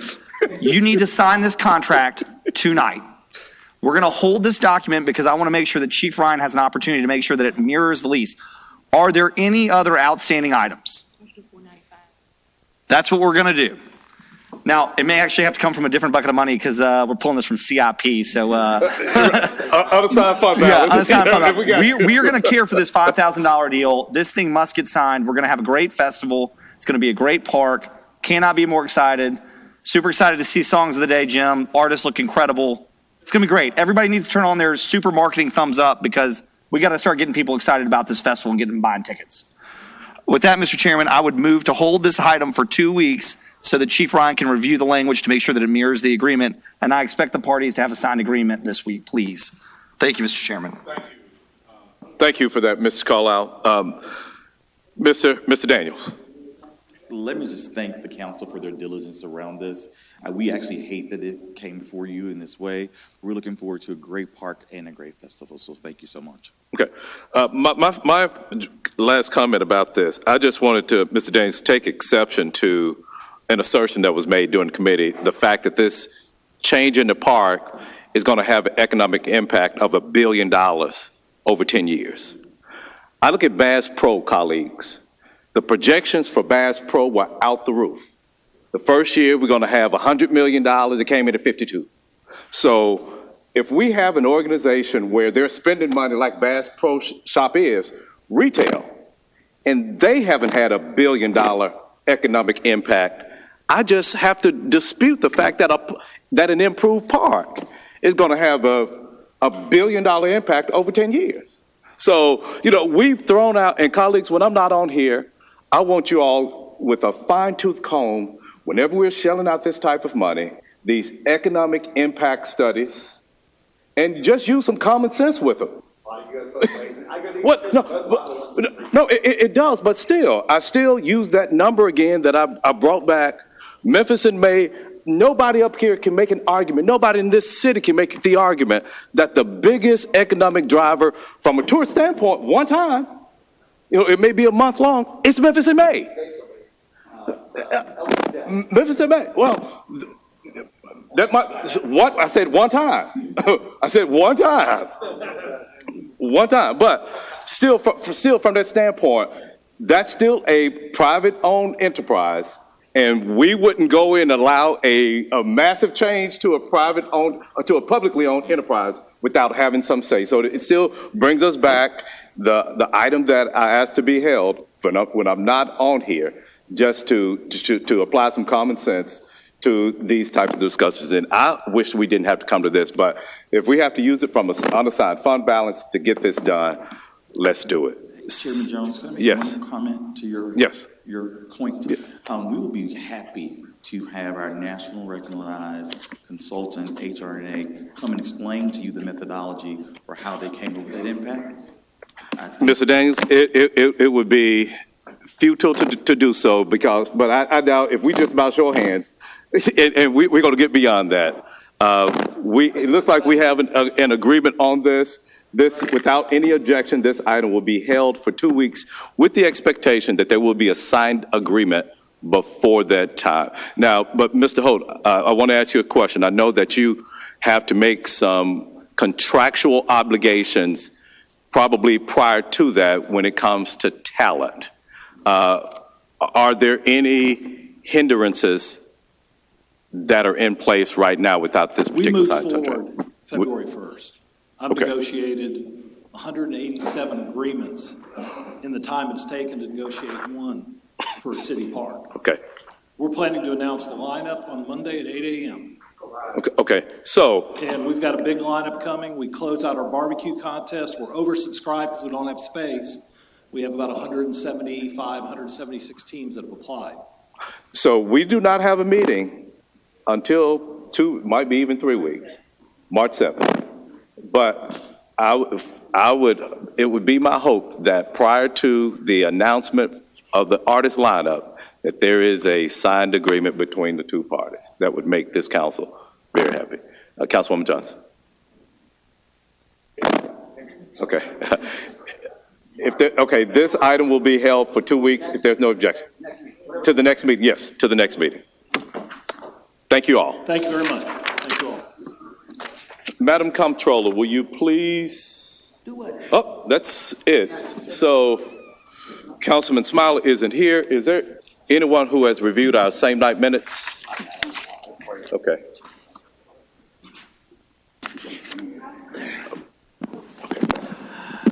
Mr. Chairman, I have read the same night minutes, and those items are items 4, 5, 6, 21, 22, 33, 34, 35, 36, 37, 38, 39, and 40. Find them to be in order and move for their adoption. Okay. That's the other one. Yeah. Okay, has been moved by. Jones moves it. I'll move it. Seconded by. Wait, 1, 2, 3. Seconded by Carlisle. Seeing no members in the queue to speak on our same night minutes, Madam Comptroller, will you please prepare the screens for the vote?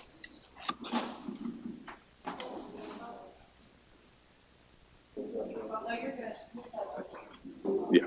So.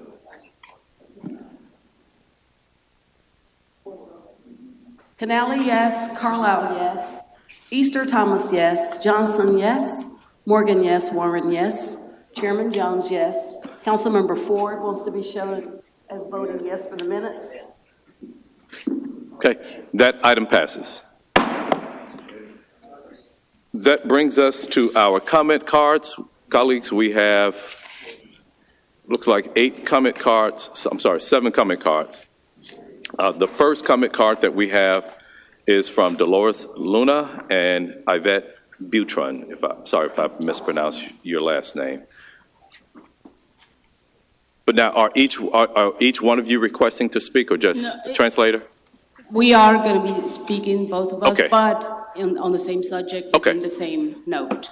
Okay, so 2 minutes, please provide your name and address for the record, please. Dolores Luna, Yvette Butron, and we're here from 4350 Stage Road, 38128, on behalf and for the Latino community. Thank you.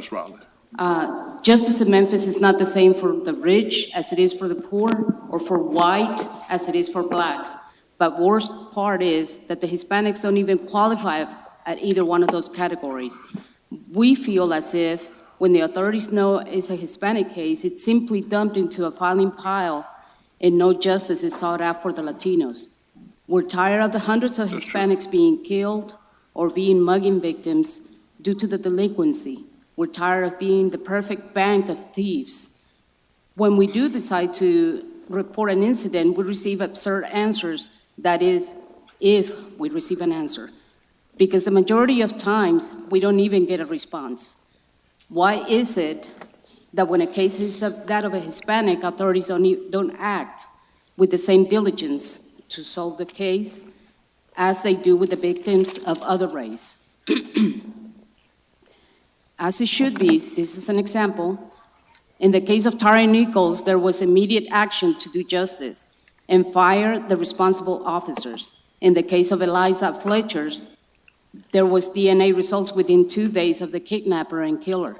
So if this is possible, why is it that after 6 months is when we had the results of a drug and alcohol substance in the woman that killed 2 Latino brothers, even though it was obvious by her breath and her car being full of empty alcohol bottles and marijuana present.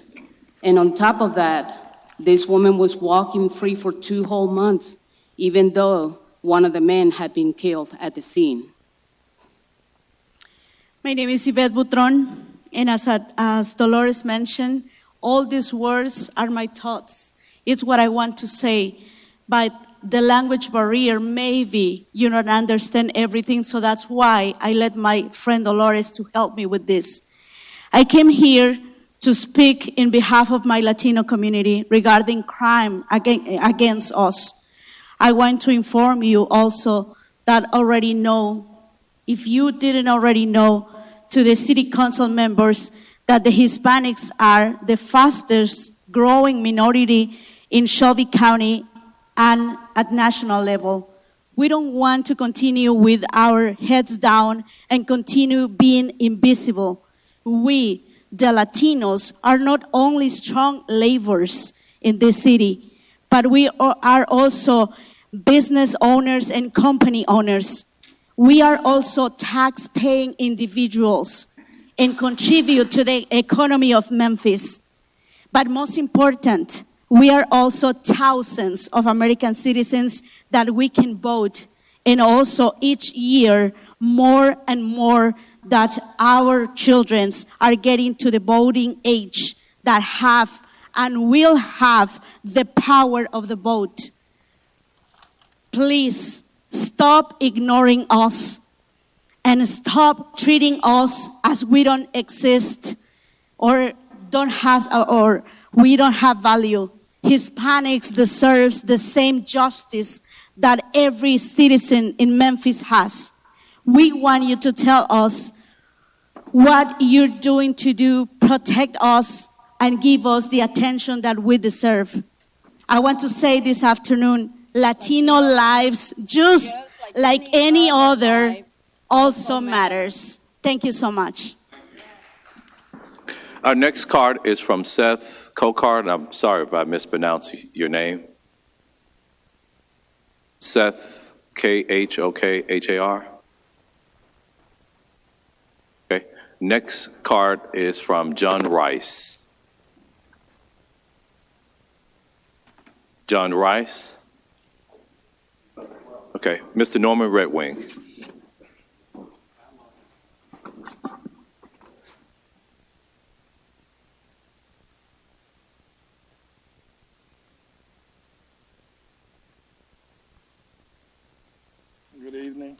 Good evening. Good evening. My name is Norman Red Wing. I'm the director of the African Village Institute in North Memphis at 1225 Valentine, 38107. First, let me say that I really, really do appreciate your work. I know that it's very difficult. You have a lot of hats that you have to wear, a lot of issues and problems that most of us expect you to solve. We expect a lot of people from the county commission, school board, police department. We look for everybody to solve our problems. Certainly we need the support and help, but you can't solve all these problems. There was something that I read years ago and I came to realize that it's true. There's a statement by the Foundation for Mental Health Children, a slogan that says, "Nothing about us without us." And I've come to realize how important that is for all people, not only for this body, but other bodies where we try to find solutions for the major trauma and problems that we have in all of our communities, that we have to bring those people who have either been victimized and or a part of the trauma, tragic situations to the table in order to help seek out solutions. That's what we do at the African Village. In 2018, as you know, Mr. Chairman, that I was working downtown at the directing a program called Good Samaritan Church and Outreach Ministry, feeding hundreds of people across the street from Union Mission. And while a packed house of people there with my children, my baby children, my wife and others, I was hit in the head by one of the very people that we were feeding because of his anger and his mental health issues, which led to me being in the hospital for a couple of weeks. I had metal piece put in my throat and my back. I couldn't walk for 3 weeks. I had bleeding on my brain. I still had trauma in situations where my children and family concerned and some other physical issues as a result of that. On top of that, a $350,000 bill. And the young man who committed that crime was out in 3 months walking the streets celebrating. And while I understand that we have the trauma and the problems, that was a black man, young man who did that. And all the other things that we experience in my community, our communities, are not necessarily done by the police department. They're done by people who look just like me. The children who are murdered in my community down the street from my church are murdered by black children, black gangbangers and others. My statement is this: I shut down the church downtown in order to open up the African Village, whereby we can put emphasis on mental health and emotional health and other things that we as a people need in order to help Mr. Red Wing? help ourselves. Yeah, Mr. Red Wing, your Yes. time expired about 2 minutes ago. Yes, sir. I'm sorry. Yeah, I'm sorry. so. Anyway, I gave you a copy of that information. Okay. I wanted to share that with you. I thank you for your work. Thank you. I thank you Mr. for Red your Wing. work. Yes, sir. I think Ms. L.J. Abraham has left. Mr. Chet Kimball.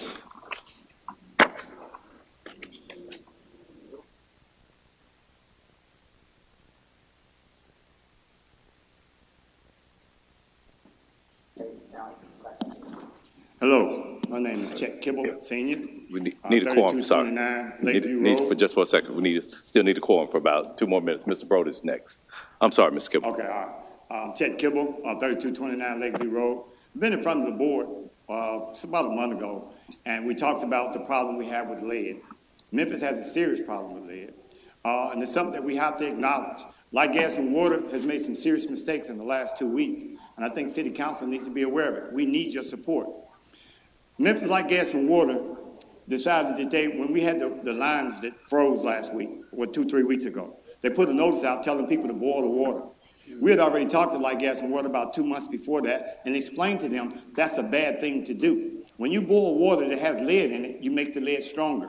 When I talk to you, we need a filter program. Now, how do I convince you we need that? I've asked for a meeting with City Council so I can share with you the research I've done over the last 20 years. Lemoyne On opened up a environmental research and training center, and I was the manager of that center. That research has continued. The University of Cincinnati has done a study on brain damage. Lead causes brain damage in the frontal lobe. When we talk about the different problems we have in Memphis, we talk about the third grade. I mentioned the kids in the third grade, they're going to have a lot of them that have to repeat. Do you know we have more lead poison kids in Memphis than every city except one in Region 8? I've asked for your help. I'm asking you, give me time to explain to you, show you what's going on. We had a meeting. EPA spent $40,000 to have an appreciative inquiry. We did it 6 months ago. We have not been able to get the attention of City Council or Light, Gas, and Water. Light, Gas, and Water is not telling you the truth. Full disclosure, I resigned from Light, Gas, and Water as an environmental coordinator. I filed charges with the EEOC and union. They did agree that Light, Gas, and Water had retaliated against me because I was trying to talk about what we need to do to protect the citizens and the community. The time is now. I need your help. I need you, if you don't have time, to listen to me. Let somebody come to a meeting. Let me do a presentation. I have 20 years of research. Okay? I've taught at 4 different colleges. So all I'm saying to you is Memphis has a problem. Are you going to be the ones to help me solve it? Or do we have to go around? I wonder, why did the people in Flint have to file a lawsuit? Why did the people in Chicago have to file a lawsuit? Please, listen to me. Somebody come and let's talk. Thank you. Thank you, Mr. Kibble. Mr. Walter Brody. My name is Walter Brody. Good evening. I stay at 4256 Ledbetter Cove, Memphis, Tennessee, 38109. I got the scripture right here. It says, Amos 2nd chapter, 3rd verse, and it says, I will cut off the judge from the midst thereof, and will slay all the princes thereof with him, says the Lord. Meaning, I'm going to protect you from all your enemies if you're obedient. And another thing, I don't know who this is for, but God had laid in my spirit to tell this person do not have an abortion. And the one who did have abortion, he said that he forgive you because you repent, forgive yourself. So let's go into prayer right now. Heavenly Father, I want to thank you once again for allowing me to come down to City Council. Father God, continue to bless all the council members right here, Father God. Bless the chair, bless all of them, Father God. Bless everybody who's behind the scenes. Bless all the people who's working real hard.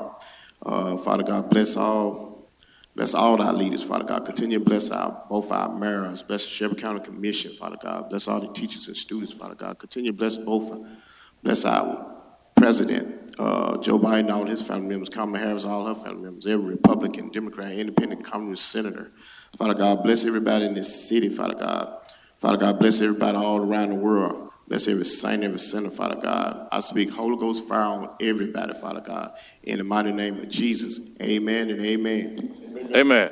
I intend a motion to adjourn. Mr. Chairman, I move to adjourn.